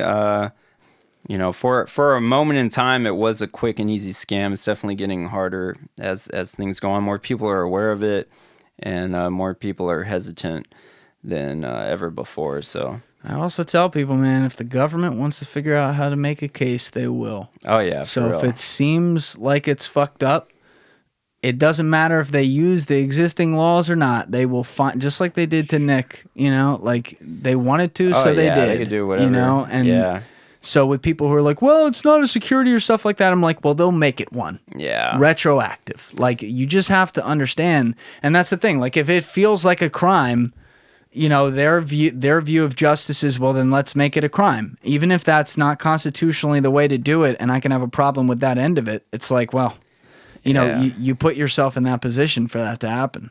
If they want to get you, they'll get you, man. They have, like, more tools to persecute people than, you know, they do to, like, it seems like to catch a serial killer. Apparently it's like they get people on such BS stuff. It's retarded. Yeah. Like, they'll burn their brain out trying to get somebody on some low level stuff, then like go after the big fish. It's because to be honest, I feel like they're lazy. It's just like a easy big fish, easy notch in the belt. Thank you for doing it. Much appreciated, and I hope everyone else enjoyed. This was interesting for me. Everybody else, you know what it is. Give it a thought. Get back to me.